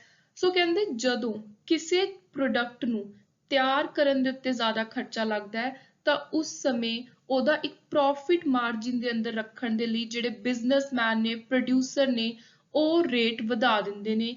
ਇਸੇ ਚੀਜ਼ ਨੂੰ ਆਪਾਂ ਨਾਮ ਦਿੱਤਾ ਹੈ ਕਾਸਟ ਪੁਸ਼ ਇਨਫਲੇਸ਼ਨ। ਸੋ ਕਾਸਟ ਪੁਸ਼ ਕੁਛ ਨਹੀਂ ਹੈ, ਜਦੋਂ ਕਹਿੰਦੇ ਕਿਸੇ ਚੀਜ਼ ਨੂੰ ਤਿਆਰ ਕਰਨ ਦੀ ਜਿਹੜੀ ਕੀਮਤ ਹੈ, ਪ੍ਰੋਡਕਸ਼ਨ ਕਾਸਟ ਹੈ, ਉਹ ਹਾਈ ਹੋ ਜਾਵੇ। ਤੁਸੀਂ ਤੁਹਾਡੇ ਕੋਲ ਕੋਈ ਲੇਬਰ ਆ ਜਿਹੜੀ ਤੁਹਾਡੇ ਚੀਜ਼ਾਂ ਬਣਾਉਣ 'ਚ ਹੈਲਪ ਕਰ ਰਹੀ ਹੈ, ਉਹ ਲੇਬਰ ਨੇ ਅਬ ਕਹਿਤਾ ਕਿ ਸਾਡੀ ਮਜ਼ਦੂਰੀ ਦਿਹਾੜੀ ਵਧਾ ਦਿਓ, ਸੋ ਤੁਹਾਨੂੰ ਉਹਨਾਂ ਨੂੰ ਜ਼ਿਆਦਾ ਪੈਸੇ ਦੇਣੇ ਪੈ ਗਏ। ਹੁਣ ਤੁਸੀਂ ਉਹਦੀ ਭਰਪਾਈ ਕਿੱਥੋਂ ਕਰੋਗੇ? ਤੁਸੀਂ ਕਰੋਗੇ ਆਪਣੇ ਪ੍ਰੋਡਕਟ ਨੂੰ ਮਹਿੰਗਾ ਕਰਕੇ। ਇਹ ਹੈ ਕਾਸਟ ਪੁਸ਼ ਇਨਫਲੇਸ਼ਨ। ਸੋ ਹੁਣ ਆਪਾਂ ਡਿਮਾਂਡ ਤੇ ਕਾਸਟ ਇਹਨਾਂ ਦਾ ਆਪਸ 'ਚ ਰਿਲੇਸ਼ਨ ਦੇਖ ਲੈਂਦੇ ਹਾਂ। So if demand pull inflation is present in the economy, government must bear the cost of excessive spending. Monetary authorities are to be blamed for cheap money policy। ਕਹਿੰਦੇ ਜੇ demand ਵਾਲੀ inflation ਆ ਰਹੀ ਹੈ, ਜਿਵੇਂ ਆਪਾਂ ਨੇ ਪਿੱਛੇ ਪੜਿਆ, ਸਰਕਾਰਾਂ ਜ਼ਿਆਦਾ ਪੈਸਾ ਪ੍ਰਿੰਟ ਕਰ ਰਹੀਆਂ ਨੇ, ਬੈਂਕ ਲੋਕਾਂ ਨੂੰ ਜ਼ਿਆਦਾ ਕ੍ਰੈਡਿਟ ਦੇਈ ਜਾ ਰਿਹਾ, ਲੋਨ ਦੇਈ ਜਾ ਰਿਹਾ, ਲੋਕਾਂ ਕੋਲ ਜ਼ਿਆਦਾ ਪਰਚੇਜ਼ਿੰਗ ਪਾਵਰ ਆ ਗਈ, ਜ਼ਿਆਦਾ ਪੈਸਾ ਹੱਥਾਂ 'ਚ ਆ ਗਿਆ। ਸੋ ਕਹਿੰਦੇ ਇਹਦਾ ਆਪਾਂ ਬਲੇਮ, ਇਹਦਾ ਆਪਾਂ ਕਿਹਨੂੰ ਕਹਿ ਸਕਦੇ ਹਾਂ ਵੀ ਕੌਣ ਹੈ ਇਹਦਾ ਜ਼ਿੰਮੇਵਾਰ? ਸਰਕਾਰਾਂ। ਦੈਨ ਜੇ ਕਹਿੰਦੇ ਕਾਸਟ ਪੁਸ਼, ਇਹ ਜਿਹੜਾ ਰੀਅਲ ਕਾਜ਼ ਹੈ ਇਨਫਲੇਸ਼ਨ ਦਾ, ਤਾਂ ਜਿਹੜਾ ਟ੍ਰੇਡ ਯੂਨੀਅਨ ਹੈ ਉਹਨਾਂ ਨੂੰ ਆਪਾਂ ਬਲੇਮ ਕਰ ਸਕਦੇ ਹਾਂ, ਜਿਹੜਾ ਮੈਂ ਤੁਹਾਨੂੰ ਉੱਪਰ ਦੱਸਿਆ ਵੀ ਵੇਜ ਸਾਡੀ ਕਹਿਤੀ ਵੀ ਵਧਾ ਦਿਓ। ਸੋ ਕਹਿੰਦੇ ਇਸ ਤਰ੍ਹਾਂ ਦੀਆਂ ਚੀਜ਼ਾਂ ਲਈ ਆਪਾਂ ਜਿਹੜੀ ਕਾਸਟ ਪੁਸ਼ ਇਨਫਲੇਸ਼ਨ ਹੈ, ਜਾਂ ਤਾਂ ਆਪਾਂ ਉਹਦੇ 'ਚ ਬਿਜ਼ਨਸਮੈਨ, ਇੰਡਸਟਰੀਅਲਿਸਟ ਉਹਨਾਂ ਨੂੰ ਬਲੇਮ ਕਰਾਂਗੇ, ਜਾਂ ਜਿਨ੍ਹਾਂ ਨੇ ਆਪਣੀਆਂ ਤਨਖਾਹਾਂ ਵਧਾਉਣ ਨੂੰ ਕਿਹਾ, ਟ੍ਰੇਡ ਯੂਨੀਅਨ, ਉਹਨਾਂ ਨੂੰ ਆਪਾਂ ਕਹਾਂਗੇ। ਤੇ ਜੇ ਡਿਮਾਂਡ ਪੁੱਲ ਦੀ ਗੱਲ ਕਰੀਏ ਉੱਥੇ ਆਪਾਂ ਬਲੇਮ ਕਰਦੇ ਹਾਂ ਸਰਕਾਰ ਨੂੰ। ਸੋ ਇਹ ਤੁਹਾਨੂੰ ਕੁਐਸਚਨ ਜਿਹੜਾ ਐਗਜ਼ਾਮ ਦੇ ਲਈ ਯਾਦ ਰੱਖਣਾ ਹੈ ਉਹ ਇਹ ਰੱਖਣਾ ਵੀ ਡਿਮਾਂਡ ਪੁੱਲ ਦੇ ਲਈ ਆਪਾਂ ਕਿਹਨੂੰ ਬਲੇਮ ਕਰਦੇ ਹਾਂ ਤੇ ਜਿਹੜੇ ਕਾਸਟ ਪੁਸ਼ ਹੈ ਉਹਦੇ ਲਈ ਆਪਾਂ ਕਿਹਨੂੰ ਬਲੇਮ ਕਰਨਾ ਹੈ। ਨੈਕਸਟ ਹੈ ਹੁਣ ਆਪਾਂ ਕਿਵੇਂ ਮਾਪਣਾ ਹੈ, ਕੈਲਕੂਲੇਟ ਕਿਵੇਂ ਕਰਨੀ ਹੈ ਮਹਿੰਗਾਈ। ਆਪਾਂ ਕਹਿ ਤਾਂ ਦਿੰਦੇ ਹਾਂ ਵੀ ਮਹਿੰਗਾਈ ਇੰਨੇ % ਹੋ ਗਈ, ਇਹ ਕਿਸ ਇੰਡੈਕਸ ਦੇ ਉੱਤੇ, ਕਿਹੜੀਆਂ ਰਿਪੋਰਟਾਂ ਨੇ, ਕਿਹੜਾ ਡੇਟਾ ਹੈ ਜਿਹਨੂੰ ਦੇਖ ਕੇ ਆਪਾਂ ਮਹਿੰਗਾਈ ਨੂੰ ਮੈਜ਼ਰ ਕਰਦੇ ਹਾਂ। ਸੋ ਮੈਜ਼ਰਮੈਂਟ ਆਫ ਇਨਫਲੇਸ਼ਨ, ਕਹਿੰਦੇ ਜਿਹੜੀ ਇਨਫਲੇਸ਼ਨ ਹੈ ਉਹ ਮੈਜ਼ਰ ਕੀਤੀ ਜਾਂਦੀ ਹੈ ਕੁਝ ਪ੍ਰਾਈਸ ਇੰਡੈਕਸ ਨੇ ਆਪਣੇ ਕੋਲ, ਕੁਝ ਰੇਟ ਨੂੰ ਲੈ ਕੇ ਆਪਾਂ ਨੇ ਕੁਝ ਅਲੱਗ ਤੋਂ ਡੇਟਾ ਤਿਆਰ ਕੀਤਾ ਹੋਇਆ। ਉਹਨਾਂ ਡੇਟਿਆਂ ਦੇ ਵਿੱਚ ਆਪਾਂ ਮੇਨ ਜੋ ਚੀਜ਼ਾਂ ਆਪਾਂ ਨੂੰ ਚਾਹੀਦੀਆਂ ਨੇ ਮਹਿੰਗਾਈ ਨੂੰ ਮਾਪਣ ਦੇ ਲਈ, ਉਹਨਾਂ ਦੀ ਪਰਸੈਂਟੇਜ ਕੱਢਦੇ ਹਾਂ ਤੇ ਇਸੇ ਪਰਸੈਂਟੇਜ ਨੂੰ ਆਪਾਂ ਇਨਫਲੇਸ਼ਨ ਰੇਟ ਦਾ ਨਾਮ ਦਿੱਤਾ ਹੈ। ਸੋ ਇਨਫਲੇਸ਼ਨ ਰੇਟ ਕੀ ਹੈ? Inflation is measured by calculating the percentage rate of change of a price index which is called inflation rate। So inflation ਦੋ ਤਰੀਕੇ ਦੇ ਨਾਲ ਮੈਜ਼ਰ ਕੀਤੀ ਜਾਂਦੀ ਹੈ। ਇੱਕ ਤਰੀਕਾ ਹੈ ਹੋਲਸੇਲ ਪ੍ਰਾਈਸ ਇੰਡੈਕਸ, ਦੂਜਾ ਹੈ ਕੰਜ਼ਿਊਮਰ ਪ੍ਰਾਈਸ ਇੰਡੈਕਸ। ਸੋ ਹੋਲਸੇਲ, ਹੁਣ ਤੁਹਾਨੂੰ ਇਹ ਹੋਲਸੇਲ ਵਰਡ ਤਾਂ ਕਾਫੀ ਜਾਣੇ ਪਹਿਚਾਣੇ ਲੱਗ ਰਿਹਾ ਹੋਊਗਾ, ਆਪਾਂ ਰਿਟੇਲਰ, ਹੋਲਸੇਲਰ ਇਹ ਵਰਡ ਸੁਣਦੇ ਰਹਿੰਦੇ ਹਾਂ। ਸੋ ਹੋਲਸੇਲਰ ਹੈ ਉਹ ਵੱਡੇ ਬਿਜ਼ਨਸਮੈਨ ਜਿਨ੍ਹਾਂ ਨੇ ਜ਼ਿਆਦਾ ਵੱਡੇ ਲੈਵਲ ਤੇ ਕੰਮ ਕਰਨਾ ਹੈ, ਪ੍ਰੋਡਕਸ਼ਨ ਕਰਨੀ ਹੈ, ਮੇਨ ਇੰਡਸਟਰੀਆਂ 'ਚੋਂ ਸਮਾਨ ਚੱਕਣਾ ਹੈ। ਦੂਜੇ ਨੰਬਰ ਤੇ ਆ ਗਏ ਕੰਜ਼ਿਊਮਰ, ਜਿਹੜੇ ਆਪਾਂ ਡਿਸਾਈਡ ਕਰਾਂਗੇ ਕੰਜ਼ਿਊਮਰ ਪ੍ਰਾਈਸ ਇੰਡੈਕਸ ਦੇ ਵਿੱਚ। ਸੋ ਜਿਹੜਾ ਹੋਲਸੇਲ ਪ੍ਰਾਈਸ ਇੰਡੈਕਸ ਹੈ, ਤੁਸੀਂ ਇਹ ਸਮਝ ਲਓ ਕਿ ਜੇ ਹੋਲਸੇਲਰਸ ਨੂੰ ਜਿਵੇਂ ਦਾ ਰੇਟ ਮਿਲ ਰਿਹਾ ਉਹੀ ਅੱਗੇ ਡਿਸਾਈਡ ਹੋਊਗਾ ਕਿ ਆਪਣੀ ਇਕਨੋਮੀ ਦੇ ਵਿੱਚ ਕਿੰਨੀ ਮਹਿੰਗਾਈ ਹੋ ਰਹੀ ਹੈ। So wholesale price index is an indicator designed ਕਾਹਦੇ ਲਈ? to measure the changes in price level of commodity that flow into the wholesale trade intermediaries। intermediaries ਦਾ ਮਤਲਬ ਹੈ ਵਿੱਚ ਵਾਲੇ ਲੋਕ। ਹੁਣ ਇੰਡਸਟਰੀ ਹੈ, ਮੰਨ ਲਓ ਉਹਨੇ ਕੋਈ ਡੱਬੇ ਬਣਾਏ ਨੇ ਇੱਕ ਇੰਡਸਟਰੀ ਨੇ, ਹੁਣ ਉਹ ਡੱਬੇ ਜਾਣਗੇ ਹੋਲਸੇਲਰ ਕੋਲ, ਹੋਲਸੇਲਰ ਦਊ ਅੱਗੇ ਰਿਟੇਲਰ ਨੂੰ, ਫਿਰ ਉਹ ਰਿਟੇਲਰ ਅੱਗੇ ਪਹੁੰਚਾਊ ਕੰਜ਼ਿਊਮਰਸ ਨੂੰ, ਆਪਾਂ ਲੋਕਾਂ ਨੂੰ। ਸੋ ਜਿੱਥੋਂ ਆਪਾਂ ਸਮਾਨ ਲੈਂਦੇ ਹਾਂ, ਦੁਕਾਨਾਂ, ਸ਼ਾਪਸ, ਉਹ ਹੁੰਦੇ ਨੇ ਰਿਟੇਲਰ ਸ਼ਾਪਸ। ਸੋ ਇਹਨਾਂ ਨੇ ਅੱਗੇ ਜਿਹੜਾ ਵੱਡੇ ਲੈਵਲ ਤੇ ਸਮਾਨ ਚੱਕਣਾ ਹੈ ਗੋਡਾਊਨਸ ਤੋਂ, ਉਹ ਚੱਕਣਾ ਹੈ ਹੋਲਸੇਲਰਸ ਤੋਂ। ਸੋ ਕਹਿੰਦੇ ਜਦੋਂ ਆਪਾਂ ਹੋਲਸੇਲਰਸ ਦੇ ਬਿਹਾਫ ਦੇ ਉੱਤੇ ਇਹਨਾਂ ਨੂੰ ਦੇਖ ਕੇ ਆਪਾਂ ਮੈਜ਼ਰ ਕਰੀਏ ਵੀ ਇਹਨਾਂ ਨੇ ਇੰਡਸਟਰੀਅਲਿਸਟ ਤੋਂ ਕਿੰਨੇ ਦਾ ਚੱਕਿਆ, ਅੱਗੇ ਰਿਟੇਲਰ ਨੂੰ ਕਿੰਨੇ ਦਾ ਦੇ ਰਹੇ ਨੇ। ਸੋ ਕਹਿੰਦੇ ਜਦੋਂ ਆਪਾਂ ਇੰਟਰਮੀਡੀਏਟਸ ਦਾ ਸਾਰਾ ਇੱਕ ਪ੍ਰਾਈਸ ਲੈਵਲ ਕਮੋਡਿਟੀਜ਼ ਦਾ ਇਹਦਾ ਪੂਰਾ ਫਲੋ ਹੈ ਜਿਹੜਾ ਕਿ ਕਿੰਨੇ ਪੈਸੇ ਦਾ ਜਿਹੜਾ ਹੇਰ ਫੇਰ ਹੋ ਰਿਹਾ ਹੈ, ਇਹ ਸਾਰਾ ਕੁਝ ਜਦੋਂ ਆਪਾਂ ਮਾਪਦੇ ਹਾਂ ਉਹ ਆਉਂਦਾ ਹੈ wholesale price index ਦੇ ਵਿੱਚ। The index is a vital guide in economic analysis and policy formulation. It is a basis for price adjustment in business contract and project। ਕਹਿੰਦੇ ਜਿਹੜਾ wholesale price index ਹੈ ਜਦੋਂ ਇਹ ਮਾਰਕੀਟ ਦੇ ਵਿੱਚ ਨਿਕਲ ਕੇ ਆਉਂਦਾ, ਜਿਵੇਂ ਮੰਨ ਲਓ 1 ਸਾਲ ਬਾਅਦ ਆਪਾਂ ਕਹਿੰਦੇ ਆ ਵੀ wholesale price index ਦੇ ਅਕੋਰਡਿੰਗ ਇੰਨੀ ਮਹਿੰਗਾਈ ਹੈ। ਸੋ ਉਸ ਤੋਂ ਬਾਅਦ ਜਿਹੜੇ ਬਿਜ਼ਨਸਮੈਨ ਨੇ ਕੋਈ ਹੋਰ ਪ੍ਰੋਜੈਕਟ ਲੈਣੇ ਨੇ ਅੱਗੇ ਤੋਂ ਫਿਊਚਰ 'ਚ, ਉਹ ਸਾਰੀਆਂ ਚੀਜ਼ਾਂ ਇਸੇ ਇੰਡੈਕਸ ਦੇ ਉੱਤੇ ਆਪਾਂ ਡਿਸਾਈਡ ਕਰਦੇ ਹਾਂ। ਨੈਕਸਟ ਹੈ it is also intended to serve as an additional source of information for comparison on international front.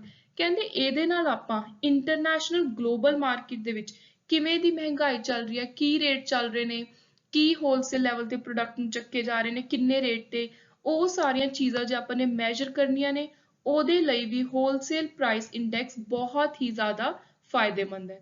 Mainly ਤੁਸੀਂ ਯਾਦ ਰੱਖਣਾ ਕਿ ਜਿਹੜਾ ਹੋਲਸੇਲ ਪ੍ਰਾਈਸ ਇੰਡੈਕਸ ਹੈ ਜਦੋਂ ਆਪਾਂ ਇਹਦੇ ਅਨੁਸਾਰ ਮਹਿੰਗਾਈ ਨੂੰ ਮੈਜ਼ਰ ਕਰਦੇ ਹਾਂ ਤਾਂ ਮੇਨ ਉਹ ਫਾਇਦੇਮੰਦ ਹੁੰਦਾ ਪਾਲਿਸੀਆਂ ਅੱਗੇ ਤਿਆਰ ਕਰਨ ਦੇ ਲਈ, ਜਿਹੜੀਆਂ ਪਾਲਿਸੀਆਂ ਦੇ ਮੁਤਾਬਿਕ ਫਿਊਚਰ ਦੇ ਵਿੱਚ ਬਿਜ਼ਨਸਮੈਨ ਕੰਟਰੈਕਟ ਬਣਾਉਣਗੇ, ਪ੍ਰੋਜੈਕਟ ਲਗਾਉਣਗੇ। ਨੈਕਸਟ ਹੈ ਕੰਜ਼ਿਊਮਰ ਪ੍ਰਾਈਸ ਇੰਡੈਕਸ। ਸੋ ਇਹ ਹੈ ਅਸਲੀ ਜਿਹਦੇ ਅਕੋਰਡਿੰਗ ਆਪਾਂ ਅਸਲੀ ਇੱਕ ਪੂਰੀ ਇਕੋਨਮੀ ਦੀ ਮਹਿੰਗਾਈ ਨੂੰ ਮਾਪਦੇ ਹਾਂ। ਸੋ ਉਹ ਹੁੰਦਾ ਕੰਜ਼ਿਊਮਰ ਪ੍ਰਾਈਸ ਇੰਡੈਕਸ। ਸੋ ਇਹ ਕੀ ਹੈ, ਇਹ ਕਹਿੰਦੇ ਇੱਕ ਪੋਪੂਲੇਸ਼ਨ ਦੇ ਗਰੁੱਪ ਨੂੰ ਸਪੈਸੀਫਿਕਲੀ ਸਟੱਡੀ ਕਰਕੇ ਕੱਢਿਆ ਜਾਂਦਾ ਹੈ। ਇਹ ਸ਼ੋ ਕਰਦਾ ਵੀ ਇੱਕ ਜਿਹੜਾ ਗਰੁੱਪ ਹੈ, ਕੋਈ ਵੀ ਗਰੁੱਪ ਇੱਕ ਚੱਕ ਲੈਂਦੇ ਨੇ ਕੰਜ਼ਿਊਮਰ ਦਾ, ਕਿਸੇ ਵੀ ਤਰ੍ਹਾਂ ਦਾ, ਕਿਸੇ ਵੀ ਕੈਟੇਗਰੀ ਦਾ। ਸੋ ਕਹਿੰਦੇ ਉਹਦੀ ਕਾਸਟ ਆਫ ਲਿਵਿੰਗ ਦੇਖੀ ਜਾਂਦੀ ਹੈ ਕਿ ਉਹ ਕਿੰਨਾ ਕਮਾ ਰਿਹਾ, ਕਿੰਨਾ ਉਹਦਾ ਖਰਚਾ ਆ ਰਿਹਾ, ਉਹਨੂੰ ਬਚ ਕਿੰਨਾ ਰਿਹਾ। It is based on change in retail price of goods and services। ਸੋ ਮੈਂ ਜੋ ਤੁਹਾਨੂੰ ਪਿੱਛੇ ਸਮਝਾਇਆ ਕਿ ਜਿਹੜੀਆਂ ਤੁਸੀਂ ਸ਼ਾਪਸ ਤੋਂ ਸਮਾਨ ਲੈਂਦੇ ਹੋ, ਨਾਰਮਲ ਜੋ ਆਪਣੀਆਂ ਰਾਸ਼ਨ ਵਾਲੀਆਂ ਦੁਕਾਨਾਂ ਹੁੰਦੀਆਂ ਨੇ ਜਿੱਥੋਂ ਆਪਾਂ ਆਪਣੇ ਘਰ ਦਾ ਸਮਾਨ ਲੈਂਦੇ ਹਾਂ, ਸੋ ਕਹਿੰਦੀ ਜਿਹੜੀਆਂ ਉਹ ਦੁਕਾਨਾਂ ਨੇ ਉੱਥੋਂ ਕੰਜ਼ਿਊਮਰ ਨੂੰ ਕਿੰਨੇ ਰੁਪਏ ਦਾ ਸਮਾਨ ਮਿਲ ਰਿਹਾ। ਜਦੋਂ ਆਪਾਂ ਇਹ ਚੀਜ਼ ਦੇ ਉੱਤੇ ਮਹਿੰਗਾਈ ਨੂੰ ਕੈਲਕੂਲੇਟ ਕਰਦੇ ਹਾਂ ਉਹ ਹੈ ਸਿੰਪਲੀ ਕੰਜ਼ਿਊਮਰ ਪ੍ਰਾਈਸ ਇੰਡੈਕਸ। ਸੋ ਕਹਿੰਦੇ ਇੱਕ ਇਨਕਮ ਦੇ ਉੱਤੇ ਆਧਾਰਿਤ ਕੰਜ਼ਿਊਮਰ ਕਿੰਨੇ ਪੈਸੇ ਸਪੈਂਡ ਕਰ ਸਕਦਾ। There are different consumer price indexes. Each index track the change in price level। ਸੋ ਆਪਾਂ ਫੂਡ ਆਈਟਮਸ ਦੀ ਅਲੱਗ ਦੇਖਦੇ ਹਾਂ, ਆਪਾਂ ਲਗਜ਼ਰੀ ਆਈਟਮਸ, ਆਪਣੀ ਕਲੋਥਿੰਗ ਆਈਟਮਸ, ਜਾਂ ਫਿਰ ਤੁਸੀਂ ਕਹਿ ਲਓ ਇਲੈਕਟ੍ਰੋਨਿਕ ਚੀਜ਼ਾਂ। ਸੋ ਅੱਡ-ਅੱਡ ਤਰ੍ਹਾਂ ਦੇ ਕੰਜ਼ਿਊਮਰ ਕੈਟੇਗਰੀ ਨੂੰ ਦੇਖ ਕੇ ਵੀ ਕਿਹੜੇ ਲੋਕ ਜ਼ਿਆਦਾ ਆਟੋਮੋਬਾਈਲ ਕਿੰਨੇ ਦਾ ਖਰੀਦ ਪਾ ਰਹੇ ਨੇ ਜਾਂ ਗੱਡੀਆਂ ਕਿੰਨੇ ਦੇ ਖਰੀਦ ਸਕਦੇ ਨੇ। ਸੋ ਇਹ ਸਾਰੀਆਂ ਚੀਜ਼ਾਂ ਜਦੋਂ ਆਪਾਂ ਅਲੱਗ-ਅਲੱਗ ਤਰ੍ਹਾਂ ਦੇ ਨਾਲ ਕੈਲਕੂਲੇਟ ਕਰਦੇ ਹਾਂ ਇੱਕ ਜਿਹੜਾ ਗ੍ਰਾਹਕ ਹੈ ਉਹਦੇ ਬਿਹਾਫ ਦੇ ਉੱਤੇ, ਇੱਕ ਕੰਜ਼ਿਊਮਰ ਦੇ ਪੁਆਇੰਟ ਆਫ ਵਿਊ ਤੋਂ, ਸੋ ਉਸ ਚੀਜ਼ ਨੂੰ ਆਪਾਂ ਕਹਿੰਦੇ ਆ ਕੰਜ਼ਿਊਮਰ ਪ੍ਰਾਈਸ ਇੰਡੈਕਸ। ਤੇ ਇੱਕ ਇਕੋਨਮੀ ਦੇ ਵਿੱਚ ਤੁਸੀਂ ਮੰਨ ਲਓ ਇੰਡੀਆ ਦੇ ਵਿੱਚ ਜੇ ਆਪਾਂ ਨੇ ਅਸਲੀ ਮਹਿੰਗਾਈ ਦੇਖਣੀ ਹੈ ਉਹ ਆਪਾਂ ਇਸੇ ਇੰਡੈਕਸ ਤੋਂ ਦੇਖਦੇ ਹਾਂ, ਜਿਹਦੀ ਫੁੱਲ ਫਾਰਮ ਹੈ ਕੰਜ਼ਿਊਮਰ ਪ੍ਰਾਈਸ ਇੰਡੈਕਸ। ਤੇ ਐਗਜ਼ਾਮ ਦੇ ਲਈ ਤੁਹਾਨੂੰ ਆ ਸਕਦਾ ਹੈ ਕਿ CPI ਦੀ ਐਬਰੀਵੀਏਸ਼ਨ ਕੀ ਹੈ, ਇਹਦੀ ਫੁੱਲ ਫਾਰਮ ਕੀ ਹੈ। ਨੈਕਸਟ ਹੈ ਹੁਣ ਆਪਣੇ ਮਹਿੰਗਾਈ ਆ ਗਈ, ਆਪਾਂ ਨੇ ਪੜ੍ਹ ਲਿਆ ਵੀ ਕੀ ਹੈ, ਕਿਵੇਂ ਇਹਨੂੰ ਮੈਜ਼ਰ ਕਰਦੇ ਹਾਂ। ਹੁਣ ਕਹਿੰਦੇ ਇਹਨੂੰ ਕੰਟਰੋਲ ਕਿਵੇਂ ਕਰੀਏ। ਸੋ ਕੁਝ ਮੈਜ਼ਰਸ ਨੇ ਜਿਹੜੇ ਆਪਣੀ ਫਾਈਨਾਂਸ ਮਿਨਿਸਟਰੀ ਦੇਖਦੀ ਹੈ, RBI ਵਿੱਚ ਐਡਵਾਈਸ ਕਰਦਾ ਹੈ। ਸੋ ਕਹਿੰਦੇ ਕਿਹੜੇ ਇਹੋ ਜਿਹੇ ਮੈਜ਼ਰ ਨੇ ਜਿਨ੍ਹਾਂ ਦੇ ਨਾਲ ਆਪਾਂ ਇਨਫਲੇਸ਼ਨ ਨੂੰ ਕੰਟਰੋਲ ਕਰ ਸਕਦੇ ਹਾਂ। ਸੋ ਮੈਜ਼ਰਸ ਟੂ ਕੰਟਰੋਲ ਇਨਫਲੇਸ਼ਨ, ਪਹਿਲਾ ਹੈ ਮੋਨੇਟਰੀ ਮੈਜ਼ਰ, ਦੂਜਾ ਹੈ ਫਿਸਕਲ ਮੈਜ਼ਰ।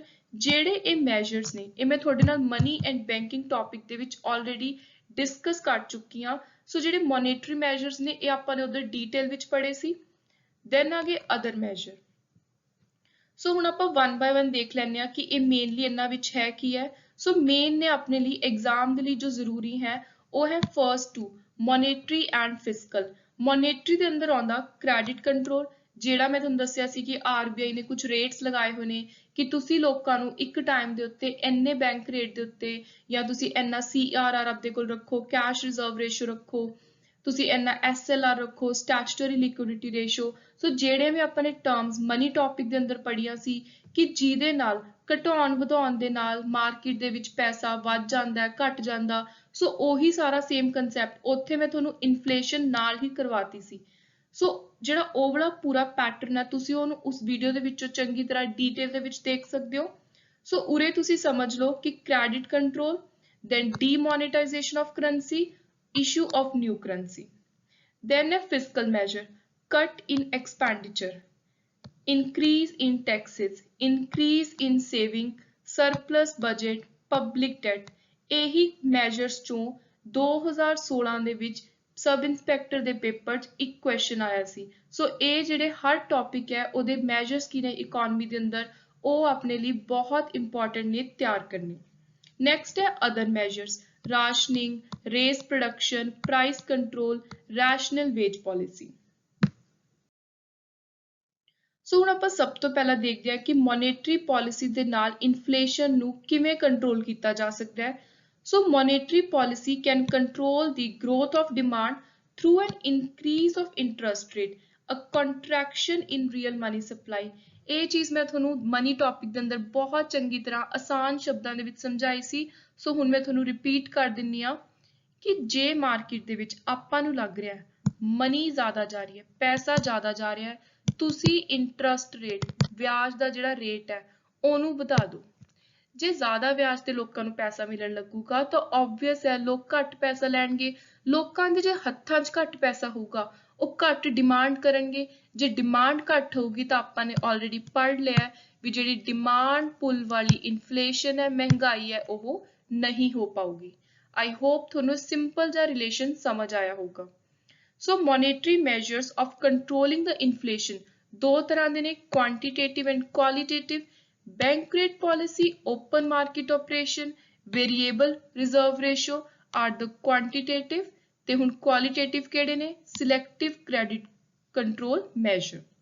ਸੋ ਬੈਂਕ ਰੇਟ ਪਾਲਿਸੀ ਕੀ ਹੈ? It is used as main instrument of monetary control. So ਜਦੋਂ ਵੀ ਆਪਾਂ ਨੇ ਮੋਨੇਟਰੀ ਕੰਟਰੋਲ ਕਰਨੀ ਹੈ, ਸਪਲਾਈ ਕੰਟਰੋਲ ਕਰਨੀ ਹੈ ਕਿ ਲੋਕਾਂ ਦੇ ਕੋਲ ਘੱਟ ਤੋਂ ਘੱਟ ਪੈਸਾ ਜਾਵੇ, ਤਾਂ ਸਭ ਤੋਂ ਜ਼ਿਆਦਾ ਜਦੋਂ ਮਹਿੰਗਾਈ ਦਾ ਸਮਾਂ ਹੁੰਦਾ ਆਪਾਂ ਬੈਂਕ ਰੇਟ ਪਾਲਿਸੀ ਉੱਤੇ ਧਿਆਨ ਦਿੰਦੇ ਹਾਂ। ਸੋ ਸੈਂਟਰਲ ਬੈਂਕ ਕੀ ਕਰਦਾ? RBI ਜੇ ਆਪਣੀ ਮਹਿੰਗਾਈ ਹੈ ਉਹਨੂੰ ਲੱਗ ਰਿਹਾ ਕਿ ਲੋਕਾਂ ਕੋਲ ਜ਼ਿਆਦਾ ਪੈਸਾ ਆ ਗਿਆ ਤੇ ਹੁਣ ਕੁਝ ਲੋਕ ਜਿਹੜੀ ਮਹਿੰਗਾਈ ਨੂੰ ਅਸਰ ਕਰ ਰਹੇ ਨੇ, ਕੁਝ ਲੋਕਾਂ ਦੇ ਕੋਲ ਜ਼ਿਆਦਾ ਪੈਸਾ ਹੋਣ ਕਰਕੇ ਇਹ ਮਹਿੰਗਾਈ ਹੋ ਰਹੀ ਹੈ, ਤਾਂ RBI ਬੈਂਕ ਰੇਟ ਆ ਜਿਹੜਾ ਉਹਨੂੰ ਵਧਾ ਦੂ। ਜਿਹੜਾ ਇਹ ਬੈਂਕ ਰੇਟ ਨੂੰ ਵਧਾਉਣਾ ਇਹਦਾ ਨਾਮ ਹੈ ਇਕਨੋਮਿਕ ਲੈਂਗੁਏਜ ਦੇ ਵਿੱਚ ਡੀਅਰ ਮਨੀ ਪਾਲਿਸੀ। ਇਹ ਨਾਮ ਤੁਹਾਡੇ ਲਈ ਬਹੁਤ ਜ਼ਿਆਦਾ ਇੰਪੋਰਟੈਂਟ ਹੈ ਕਿ ਜਦੋਂ RBI ਬੈਂਕ ਰੇਟ ਵਧਾ ਦਿੰਦਾ ਜਿਹਦੇ ਉੱਤੇ ਤੁਹਾਨੂੰ ਇੰਟਰਸਟ ਵਗੈਰਾ ਮਿਲਦਾ, ਲੋਨ ਮਿਲਦਾ, ਤਾਂ ਉਸਨੂੰ ਆਪਾਂ ਇਕਨੋਮਿਕ ਭਾਸ਼ਾ ਦੇ ਵਿੱਚ ਕਹਿੰਦੇ ਆ ਡੀਅਰ ਮਨੀ ਪਾਲਿਸੀ। ਸੋ ਜਦੋਂ ਬੈਂਕ ਰੇਟ ਇਨਕਰੀਜ਼ ਹੋ ਜੂ ਤਾਂ it increase the caste of boring, ਜਿਹਦੇ ਨਾਲ ਲੋਕ ਘੱਟ ਪੈਸਾ ਲੈਣਗੇ ਕਮਰਸ਼ੀਅਲ ਬੈਂਕ ਤੋਂ ਤੇ ਕਮਰਸ਼ੀਅਲ ਬੈਂਕ ਘੱਟ ਪੈਸਾ ਲਊ RBI ਤੋਂ। ਸੋ ਜੇ ਕਮਰਸ਼ੀਅਲ ਬੈਂਕਾਂ ਕੋਲ ਹੀ, ਚਾਹੇ ਕੋਈ ਪ੍ਰਾਈਵੇਟ ਹੈ ਚਾਹੇ ਕੋਈ ਪਬਲਿਕ ਹੈ, ਉਹਨਾਂ ਕੋਲ ਹੀ ਘੱਟ ਪੈਸਾ ਹੋਊਗਾ ਤਾਂ obvious ਹੈ ਕਿ ਉਹ ਅੱਗੇ ਲੋਕਾਂ ਨੂੰ ਵੀ ਘੱਟ ਦੇਣਗੇ। ਸੋ ਕਹਿੰਦੇ ਕੰਸੀਕੁਐਂਟਲੀ ਜਿਹੜਾ ਫਲੋ ਹੈ ਮਨੀ ਦਾ ਕਮਰਸ਼ੀਅਲ ਬੈਂਕਸ ਤੋਂ ਪਬਲਿਕ ਤੱਕ ਉਹ ਵੀ ਰਿਡਿਊਸ ਹੋ ਜੂ ਤੇ ਇਸੇ ਸਿਚੁਏਸ਼ਨ ਦੇ ਨਾਲ ਬੈਂਕ ਰੇਟ ਵਧਣ ਦੇ ਨਾਲ ਜਿਹੜੀ ਮਹਿੰਗਾਈ ਹੈ ਉਹ ਕੰਟਰੋਲ 'ਚ ਆ ਜੂ। ਸੋ ਪਹਿਲਾਂ ਤਾਂ ਤੁਸੀਂ ਇਹ ਪੁਆਇੰਟ ਦਿਮਾਗ 'ਚ ਬਿਠਾ ਲੈਣਾ ਹੈ ਵੀ ਜਦੋਂ ਇੰਟਰਸਟ ਰੇਟ, ਬੈਂਕ ਰੇਟ ਵੱਧ ਗਿਆ ਤਾਂ ਮਹਿੰਗਾਈ ਕੰਟਰੋਲ 'ਚ ਆ ਜੂ। So next is cash reserve ratio. ਇਹਦੇ ਨਾਲ ਰਿਲੇਟਡ ਹੀ ਇਹਦੀ ਫੁੱਲ ਫਾਰਮ ਨੂੰ ਲੈ ਕੇ ਹੀ ਇੱਕ ਕੁਐਸਚਨ 2016 ਵਾਲੇ ਸਬ ਇੰਸਪੈਕਟਰ ਦੇ ਐਗਜ਼ਾਮ 'ਚ ਆਇਆ ਸੀ। ਸੋ ਉਹ ਕੁਐਸਚਨ ਕੀ ਹੈ ਉਹ ਆਪਾਂ ਅੱਗੇ ਦੇਖਾਂਗੇ। ਸੋ ਹਜੇ ਤੁਸੀਂ ਇਹ ਸਮਝੋ ਵੀ ਕੈਸ਼ ਰਿਜ਼ਰਵ ਰੇਸ਼ੋ, ਜੇ ਆਪਾਂ ਨੇ ਮਹਿੰਗਾਈ ਨੂੰ ਕੰਟਰੋਲ ਕਰਨਾ ਤਾਂ RBI ਇਹਨੂੰ ਵਧਾ ਦੂਗੀ। ਸੋ ਕੈਸ਼ ਰਿਜ਼ਰਵ ਰੇਸ਼ੋ ਉਹ ਪੈਸਾ ਹੈ ਜਿਹੜਾ RBI ਕਹਿੰਦੀ ਹੈ ਬੈਂਕਾਂ ਨੂੰ ਕਿ ਤੁਸੀਂ ਮੇਰੇ ਕੋਲ ਰੱਖ ਦਿਓ। ਸੋ ਇਹ ਜਿਹੜਾ ਪੈਸਾ ਹੈ ਇਹ ਕੈਸ਼ ਫਾਰਮ ਦੇ ਵਿੱਚ ਰਿਜ਼ਰਵ ਕਰਕੇ ਰੱਖਣਾ ਹੁੰਦਾ ਹੈ ਸਾਈਡ ਤੇ। ਸੋ ਜੇ ਬੈਂਕਾਂ ਨੂੰ RBI ਜ਼ਿਆਦਾ ਕਹੂਗੀ, ਰੇਸ ਕਰ ਦੂਗੀ ਇਸ ਰੇਟ ਨੂੰ ਕਿ ਤੁਸੀਂ ਜ਼ਿਆਦਾ ਪੈਸਾ ਸੰਭਾਲ ਕੇ ਰੱਖਣਾ, ਲੋਕਾਂ ਨੂੰ ਘੱਟ ਦੇਣਾ, ਸੋ ਲੋਕਾਂ ਦੇ ਕੋਲ ਘੱਟ ਪੈਸਾ ਜਾ ਰਿਹਾ, ਜੇ ਲੋਕਾਂ ਦੇ ਕੋਲ ਘੱਟ ਪੈਸਾ ਜਾ ਰਿਹਾ ਤਾਂ ਇਹਦਾ ਰਿਜ਼ਲਟ ਕੀ ਹੈ ਕਿ ਇਹਦੇ ਨਾਲ ਜਿਹੜੇ ਪ੍ਰਾਈਸ ਰਾਈਜ਼ ਹੋ ਰਿਹਾ ਸੀ ਹੁਣ ਉਹ ਘਟ ਜਾਊਗਾ। ਨੈਕਸਟ ਹੈ ਓਪਨ ਮਾਰਕੀਟ ਆਪਰੇਸ਼ਨ। ਕਹਿੰਦੇ ਜਦੋਂ ਵੀ RBI ਜਿਹੜੀਆਂ ਸਰਕਾਰ ਦੀਆਂ ਕੋਈ ਸ਼ੇਅਰ ਨੇ, ਸਿਕਿਉਰਿਟੀਆਂ ਨੇ, ਬੌਂਡ ਨੇ, ਉਹਨਾਂ ਦੇ ਵਿੱਚ ਸੇਲ ਪਰਚੇਸ ਕਰਦਾ ਤਾਂ ਉਸ ਚੀਜ਼ ਨੂੰ ਆਪਾਂ ਨਾਮ ਦਿੰਦੇ ਆ ਓਪਨ ਮਾਰਕੀਟ ਆਪਰੇਸ਼ਨ ਦਾ। ਇਹਦੀ ਡੈਫੀਨੇਸ਼ਨ ਐਜ਼ ਇਟ ਇਜ਼ ਬਹੁਤ ਜ਼ਿਆਦਾ ਇੰਪੋਰਟੈਂਟ ਹੈ।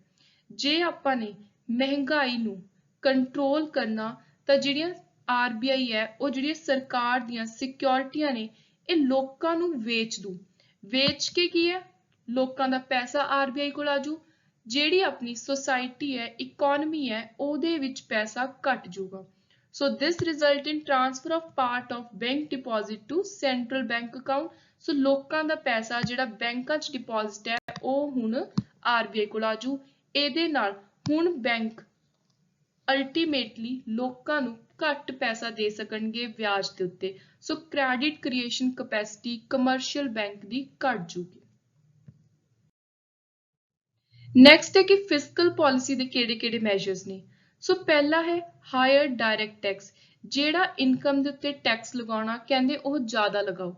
ਸਰਕਾਰਾਂ ਨੂੰ ਇਹ ਚੀਜ਼ ਕਹੀ ਗਈ ਹੈ ਕਿ ਜੇ ਸਰਕਾਰ ਜ਼ਿਆਦਾ ਟੈਕਸ ਲੈਣਗੇ ਤਾਂ ਅਲਟੀਮੇਟਲੀ ਕੀ ਹੋਊਗਾ, ਲੋਕਾਂ ਦਾ ਜਿਹੜਾ ਜ਼ਿਆਦਾ ਪੈਸਾ ਹੈ ਕਮਾਈ ਚੋਂ ਉਹ ਆਪਣੇ ਕੋਲ ਆਜੂ, ਸਰਕਾਰਾਂ ਕੋਲ ਆਜੂ, ਲੋਕਾਂ ਕੋਲ ਘੱਟ ਪੈਸਾ ਰਹੂਗਾ। ਇਹਦੇ ਨਾਲ ਕੀ ਹੈ, ਮਹਿੰਗਾਈ ਕੰਟਰੋਲ 'ਚ ਆਜੂ।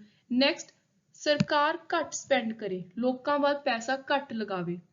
Reduction in the amount of government sector borrows each direct wage control income policies। ਜਿਹੜਾ ਕਹਿੰਦੇ ਇਹ ਬਹੁਤ ਜ਼ਿਆਦਾ ਉੱਪਰ ਨੀਚੇ ਹੋ ਰਿਹਾ ਵੀ ਕੁਝ ਲੋਕਾਂ ਦੇ ਕੋਲ, ਆਪਾਂ ਨੂੰ ਪਤਾ ਹੈ ਕਿ ਆਪਣੇ ਦੇਸ਼ ਵਿੱਚ ਵੀ ਥੋੜੇ ਜਿਹੇ ਅਜੇ ਰਿਚ ਬਿਜ਼ਨਸਮੈਨ ਨੇ, ਅਡਾਨੀ ਅੰਬਾਨੀ, ਜਿਨ੍ਹਾਂ ਦੇ ਕੋਲ ਹੀ ਸਾਰੇ ਦੇਸ਼ ਦਾ ਪੈਸਾ ਜਮਾ ਹੈ। ਸੋ ਕਹਿੰਦੇ ਜੇ ਆਪਾਂ ਇਸ ਇਨਕਮ ਇਨਇਕੁਆਲਿਟੀ ਨੂੰ ਹਟਾ ਦਈਏ ਤੇ ਜੇ ਇਕੁਅਲੀ ਪੈਸਾ ਡਿਸਟਰੀਬਿਊਟ ਹੋਵੇ ਇਕੋਨਮੀ ਦੇ ਵਿੱਚ ਤਾਂ ਕਦੇ ਮਹਿੰਗਾਈ ਆਵੇ ਹੀ ਨਾ। ਕਿਉਂਕਿ ਉਹ ਕੀ ਕਰਦੇ ਨੇ, ਉਹਨਾਂ ਦੇ ਕੋਲ ਜ਼ਿਆਦਾ ਪੈਸਾ, ਉਹ ਕੁਝ ਵੀ ਖਰੀਦ ਸਕਦੇ ਨੇ, ਉਹ ਆਪਣੀ ਮਨਮਾਨੀ ਕਰਕੇ ਕਿੰਨੇ ਮਰਜ਼ੀ ਰੇਟ ਆਪਾਂ ਨੂੰ ਰੱਖ ਸਕਦੇ ਨੇ। ਨੈਕਸਟ ਹੈ government can curb its expenditure to bring the inflation in control. ਸਰਕਾਰ ਆਪ ਪਰਸਨਲੀ ਧਿਆਨ ਦੇਵੇ, ਆਪਣੇ ਖਰਚੇ ਘਟਾ ਦੇਵੇ ਤੇ ਜਿਹੜੀ ਮਹਿੰਗਾਈ ਦੀ ਸਿਚੁਏਸ਼ਨ ਹੈ ਇਹਨੂੰ ਆਪ ਕੰਟਰੋਲ ਕਰਨ ਦੀ ਕੋਸ਼ਿਸ਼ ਕਰੇ, ਰਾਦਰ ਦੈਨ ਕਿ ਇਹਦਾ ਸਾਰਾ ਬਰਡਨ ਆਪਾਂ ਆਪਣੇ ਲੋਕਾਂ ਦੇ ਪਾ ਦਈਏ, ਇੱਕ ਇਕੋਨਮੀ ਦੇ ਨਾਗਰਿਕ ਤੇ ਪਾ ਦਈਏ। ਸਰਕਾਰ ਨੂੰ ਖੁਦ ਆਪਣੇ ਖਰਚੇ ਦੇਖ ਕੇ ਕਰਨੇ ਚਾਹੀਦੇ ਨੇ। The government can also take some protectionist measures such as banning the export of essential items, pulses, cereal, oil to support the domestic consumption, encourage import by lowering duty on import।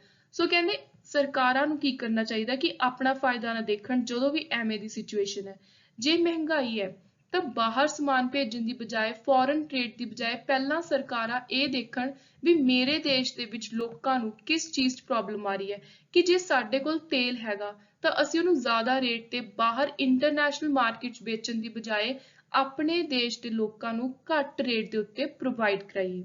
ਸੋ ਇਹ ਸਾਰੀਆਂ basic ਜਿਹੀਆਂ fiscal policies ਨੇ ਤੇ mainly ਇਹ ਸਰਕਾਰਾਂ ਦੇ through ਹੀ ਕਰਵਾਈਆਂ ਜਾਂਦੀਆਂ ਨੇ। ਜਿਹੜੀਆਂ ਸੀ ਮੋਨੇਟਰੀ ਪਾਲਿਸੀਜ਼, ਉਹਨਾਂ ਵਿੱਚ ਮੇਨ ਰੋਲ ਸੀਗਾ RBI ਦਾ, ਬੈਂਕਾਂ ਦਾ, ਤੇ ਉਰੇ ਜਿਹੜੀ ਫਿਸਕਲ ਪਾਲਿਸੀ ਹੈ ਇਹਦੇ ਵਿੱਚ ਮੇਨ ਰੋਲ ਹੈ ਸਰਕਾਰ ਦਾ। ਤੇ ਤੁਸੀਂ ਯਾਦ ਰੱਖਣਾ ਹੈ ਕਿ ਜਿਹੜੀ ਮੋਨੇਟਰੀ ਪਾਲਿਸੀਜ਼ ਨੇ ਮੇਨ ਉਹਦੇ ਤੇ ਸੈਂਟਰਲ ਬੈਂਕ ਦਾ ਕੰਟਰੋਲ ਆ, ਇਹ ਵੀ ਕੁਐਸਚਨ ਆ ਜਾਂਦਾ ਐਗਜ਼ਾਮ। ਫਿਸਕਲ ਪਾਲਿਸੀਜ਼ ਦੇ ਉੱਤੇ ਜਿਹੜੀ ਆਪਣੀ ਮਿਨਿਸਟਰੀ ਆਫ ਫਾਈਨੈਂਸ ਹੈ ਉਹਦਾ ਮੇਨ ਕੰਟਰੋਲ ਆ, ਕਿਉਂਕਿ ਇਹ ਮਿਨਿਸਟਰੀ ਆਉਂਦੀ ਹੈ ਯੂਨੀਅਨ ਗਵਰਨਮੈਂਟ, ਸੈਂਟਰ ਦੀ ਸਰਕਾਰ ਦੇ ਅੰਦਰ। ਸੋ ਹੁਣ ਆਪਾਂ ਦੇਖਾਂਗੇ ਕੁਐਸਚਨਸ। ਪਹਿਲਾਂ ਆਪਾਂ ਦੇਖਦੇ ਹਾਂ ਜਿਹੜੇ 2016 ਦੇ ਪੰਜਾਬ ਸਬ ਇੰਸਪੈਕਟਰ ਐਗਜ਼ਾਮ 'ਚ ਆਏ ਸੀ ਇਸੇ ਟੌਪਿਕ ਨਾਲ ਰਿਲੇਟਿਡ। ਸੋ ਪਹਿਲਾ ਹੈ ਕਿ ਇਹਨਾਂ ਦੇ ਵਿੱਚੋਂ ਕਿਹੜੀ ਫੁੱਲ ਫਾਰਮ ਗਲਤ ਹੈ। Which of the following is incorrectly matched. So ਇਹ ਹੈ CRR ਦੀ full form. Cash reserve ratio ਇਹਦੀ ਫੁੱਲ ਫਾਰਮ ਹੈ, ਕੈਸ਼ ਰਿਸੀਟ ਰੇਸ਼ੋ ਗਲਤ ਹੈ। ਦੈਨ SLR ਦੀ ਬਿਲਕੁਲ ਠੀਕ ਹੈ, FDI ਦੀ ਬਿਲਕੁਲ ਠੀਕ ਹੈ, NBFC ਦੀ ਬਿਲਕੁਲ ਠੀਕ ਹੈ। ਸੋ ਨੈਕਸਟ ਕੁਐਸਚਨ ਆ ਗਿਆ ਜਿਹੜਾ ਆਪਾਂ ਹੁਣੀ ਪੜ੍ਹ ਕੇ ਹਟਿਆ ਵੀ ਕਿਹੜੇ-ਕਿਹੜੇ ਤਰੀਕਿਆਂ ਦੇ ਨਾਲ ਇਨਫਲੇਸ਼ਨ ਨੂੰ ਕੰਟਰੋਲ ਕਰ ਸਕਦੇ ਆ। Measures to control inflation. Some of the measures suggested to curtail ਮਤਲਬ ਹੁੰਦਾ ਹੈ ਨੀਚੇ, ਘਟਾਉਣਾ ਮਹਿੰਗਾਈ ਨੂੰ। ਪਹਿਲਾ ਹੈ ਕਹਿੰਦੇ ਜਿਹੜਾ ਖਰਚਾ ਹੈ ਸਰਕਾਰਾਂ ਦਾ ਪਬਲਿਕ ਐਕਸਪੈਂਡੀਚਰ ਹੈ ਉਹਨੂੰ ਰਿਸਟ੍ਰਿਕਟ ਕਰ ਦੋ। ਇਹ ਆਪਾਂ ਆਪਸ਼ਨ ਹੁਣੀ ਪੜ੍ਹ ਕੇ ਹਟਿਆ, ਬਿਲਕੁਲ ਠੀਕ ਆਪਸ਼ਨ ਹੈ। ਦੂਜੀ, ਮੋਪਿੰਗ ਅਪ ਇਨਕਰੀਜ਼ ਲਿਕੁਇਡਿਟੀ ਥਰੂ ਟੈਕਸੇਸ਼ਨ ਔਰ ਸੇਵਿੰਗ। ਮੋਪਿੰਗ ਅਪ ਦਾ ਮਤਲਬ ਹੁੰਦਾ ਹੈ ਕਿ ਸਾਫ਼ ਕਰ ਦੋ। ਮੋਪਿੰਗ ਜਿਹਨੂੰ ਆਪਾਂ ਝਾੜੂ ਕਹਿੰਦੇ ਹਾਂ, ਸੋ ਕਹਿੰਦੇ ਪੂਰੀ ਤਰ੍ਹਾਂ ਸਾਫ਼ ਕਰ ਦੋ ਜਿਹੜਾ ਵੀ ਐਕਸਟਰਾ ਪੈਸਾ ਹੈ ਲੋਕਾਂ ਕੋਲ ਟੈਕਸ ਵਗੈਰਾ ਦੇ ਰੇਟ ਵਧਾ ਕੇ। ਇਹ ਵੀ ਆਪਾਂ ਪੜ੍ਹ ਲਿਆ ਵੀ ਸਰਕਾਰ ਟੈਕਸ ਵਧਾ ਸਕਦੀ ਹੈ ਜੇ ਉਹਨੇ ਇਨਫਲੇਸ਼ਨ ਨੂੰ ਕੰਟਰੋਲ ਕਰਨਾ। ਤੀਜਾ ਹੈ strengthening PDS public distribution system, ਕਹਿੰਦੇ ਜ਼ਿਆਦਾ ਲੋਕਾਂ ਨੂੰ ਰਾਸ਼ਨ ਵਗੈਰਾ ਦੋ। ਇਹਦਾ ਕੋਈ ਸਿੱਧਾ ਲਿੰਕ ਆਪਾਂ ਨੇ ਨਹੀਂ ਪੜਿਆ, ਨਾ ਫਿਸਕਲ ਪਾਲਿਸੀਜ਼ ਨਾ ਮੋਨੇਟਰੀ ਪਾਲਿਸੀਜ਼। ਸੋ ਇਹਦਾ ਕੋਈ ਮਹਿੰਗਾਈ ਦੇ ਨਾਲ ਲੈਣ ਦੇਣ ਨਹੀਂ ਹੈ, ਇਹ ਇੱਕ ਵੈਲਫੇਅਰ ਪਾਲਿਸੀ ਹੈ। ਸੋ ਉਰੇ ਆਪਣਾ ਜਿਹੜਾ ਸਹੀ ਉੱਤਰ ਹੈ, ਜਿਹੜੀਆਂ ਦੋ ਸੁਜੈਸ਼ਨ ਸਹੀ ਨੇ ਉਹ ਨੇ 1 and 2। So option C is the right answer here। ਸੋ ਤੁਸੀਂ ਦੇਖ ਸਕਦੇ ਹੋ ਜੇ ਤੁਸੀਂ ਕੋਈ ਟੌਪਿਕ ਡੀਪਲੀ ਪੜ੍ਹਿਆ ਹੋਇਆ ਹੈ, ਤੁਸੀਂ ਸਿਰਫ ਇਹ ਨਹੀਂ ਦੇਖਣਾ ਕਿ ਮੇਨ ਅਸੀਂ ਫੈਕਟਸ। ਥਿਊਰੀ ਇਸੇ ਲਈ ਜ਼ਰੂਰੀ ਹੈ ਕਿਉਂਕਿ ਜਦੋਂ ਤੁਸੀਂ ਕਿਸੇ ਕਹਾਣੀ ਨੂੰ ਸੁਣ ਲੈਂਦੇ ਹੋ, ਕੋਈ ਵੀ ਟੌਪਿਕ ਹੈ ਚਾਹੇ ਇਕੋਨਮੀ ਦਾ ਹੈ ਸਾਇੰਸ ਦਾ ਹੈ, ਤੁਸੀਂ ਉਹਨੂੰ ਸਟੋਰੀ ਦੀ ਤਰ੍ਹਾਂ ਸੁਣਿਆ ਹੁੰਦਾ ਹੈ ਤਾਂ ਪੇਪਰ ਦੇ ਵਿੱਚ ਤੁਹਾਨੂੰ ਕੋਈ ਵੀ ਕੁਐਸਚਨ ਆ ਜਾਵੇ ਚਾਹੇ ਉਹ ਇਸ ਤਰ੍ਹਾਂ ਦਾ ਸਟੇਟਮੈਂਟ ਬੇਸਡ ਹੈ, ਤੁਸੀਂ ਉਹਦਾ ਆਨਸਰ 100% ਸਹੀ ਕਰਕੇ ਆਉਂਗੇ। Next in कुछ questions है, when prices are falling continuously the phenomenon is called। ਕਹਿੰਦੇ ਜਦੋਂ ਪ੍ਰਾਈਸ ਨੀਚੇ ਗਿਰਦੇ ਨੇ, ਉਰੇ ਆਪਾਂ ਵਧਣ ਦੀ ਗੱਲ ਨਹੀਂ ਕਰ ਰਹੇ, ਮਹਿੰਗਾਈ ਦੀ ਨਹੀਂ, ਜਦੋਂ ਪ੍ਰਾਈਸ ਨੀਚੇ ਗਿਰਦੇ ਨੇ ਤਾਂ ਉਸ ਚੀਜ਼ ਨੂੰ ਆਪਾਂ ਕੀ ਕਹਿੰਦੇ ਆ? ਸੋ ਉਹਨੂੰ ਆਪਾਂ ਕਹਿੰਦੇ ਆ ਡੀਫਲੇਸ਼ਨ, ਤੇ ਇਹਨੂੰ ਆਪਾਂ ਡਿਸਫਲੇਸ਼ਨ ਵੀ ਕਹਿੰਦੇ ਆ, ਇਹ ਵੀ ਆਪਾਂ ਨੇ ਪੜ੍ਹਿਆ। ਨੈਕਸਟ ਹੈ when too much money chases too few goods, ਇਹ ਵੀ ਆਪਾਂ ਨੇ ਪੜ੍ਹਿਆ। ਇਹ ਕੀ ਸੀ ਆਪਣਾ? ਦੋ ਤਰ੍ਹਾਂ ਦੇ ਇਨਫਲੇਸ਼ਨ ਦੇ ਤਰੀਕੇ, ਟਾਈਪਸ ਆਫ ਇਨਫਲੇਸ਼ਨ ਚ ਆਪਾਂ ਨੇ ਪੜ੍ਹਿਆ। ਸੋ ਕਿਸ ਤਰ੍ਹਾਂ ਦੀ ਇਨਫਲੇਸ਼ਨ ਹੁੰਦੀ ਹੈ? Demand pull inflation. So third is, ਕਹਿੰਦੇ ਇਹਨਾਂ ਚੋਂ ਕਿਹੜਾ ਕਾਰਨ ਹੈ ਭਾਰਤ ਦੇ ਵਿੱਚ ਇਨਫਲੇਸ਼ਨ ਹੋਣ ਦਾ, ਮਹਿੰਗਾਈ ਹੋਣ ਦਾ? Deficit financing, erratic agriculture growth, inadequate rise in industrial production। So ਕਹਿੰਦੇ ਇਹ ਤਿੰਨੋਂ ਹੀ ਕਾਰਨ ਨੇ ਇੰਡੀਆ ਦੇ ਵਿੱਚ ਇਨਫਲੇਸ਼ਨ ਦੇ। ਨੈਕਸਟ ਹੈ ਸਟੈਗਫਲੇਸ਼ਨ। ਸਟੈਗਫਲੇਸ਼ਨ ਹੈ ਜਦੋਂ ਬੇਰੁਜ਼ਗਾਰੀ ਦੇ ਨਾਲ ਆਪਾਂ ਮਹਿੰਗਾਈ ਨੂੰ ਜੋੜਦੇ ਹਾਂ। So option A, inflation with stagnation. Stagnation means ਕਿ ਜਿਹੜੀ ਰੋਜ਼ਗਾਰ, ਇੰਪਲੋਇਮੈਂਟ ਇਹ ਬਹੁਤ ਹੀ ਜ਼ਿਆਦਾ ਨੀਚੇ ਚੱਲ ਰਹੀ ਹੈ। ਸੋ ਫਿਫਥ ਹੈ, ਕਹਿੰਦੇ ਇਹਨਾਂ ਚੋਂ ਕਿਹੜਾ ਬੈਸਟ ਤਰੀਕਾ ਹੈ, ਮੋਸਟ ਇਫੈਕਟਿਵ ਮਹਿੰਗਾਈ ਨੂੰ ਕੰਟਰੋਲ ਕਰਨ ਦੇ ਲਈ, ਤੇ ਉਹ ਇੱਕ ਕੁਆਂਟੀਟੇਟਿਵ ਮੈਜਰ ਹੈ। ਸੋ ਉਹ ਹੈ CRR, cash reserve ratio. Last question ਆਪਣਾ, which measures are followed by the government for handling inflation। ਸੋ ਸਰਕਾਰਾਂ ਕਹਿੰਦੀਆਂ ਕਿਹੜੇ ਮੈਥਡ ਫੋਲੋ ਕਰਦੇ ਨੇ? ਸੋ ਸਰਕਾਰਾਂ ਇਹ ਸਾਰੇ ਦੇ ਸਾਰੇ ਮੈਥਡ ਫੋਲੋ ਕਰਦੀਆਂ ਨੇ। ਉਹ RBI ਦੇ ਥਰੂ ਮੋਨੇਟਰੀ ਮੈਜਰਸ ਲਗਵਾਉਂਦੀਆਂ ਨੇ, then fiscal measure, then controlling investment. So ਤੁਸੀਂ ਯਾਦ ਰੱਖਣਾ ਕਿ ਜਦੋਂ ਗਵਰਨਮੈਂਟ ਦੀ ਗੱਲ ਆ ਗਈ ਤਾਂ ਆਪਾਂ ਇਹਨਾਂ ਤਿੰਨਾਂ ਨੂੰ ਇਨਕਲੂਡ ਕਰਨਾ ਹੈ, ਜਦੋਂ ਬੈਂਕਿੰਗ ਦੀ, RBI ਦੀ ਗੱਲ ਆ ਗਈ ਤਾਂ ਆਪਾਂ ਉੱਥੇ ਮੋਨੇਟਰੀ ਮੈਜਰਸ ਦੀ ਗੱਲ ਕਰਦੇ ਹਾਂ। So this was all about our whole topic on inflation। I hope you understood all the concept well, and please do like, share, comment on my videos, support my channel more and more। Thank you and good luck।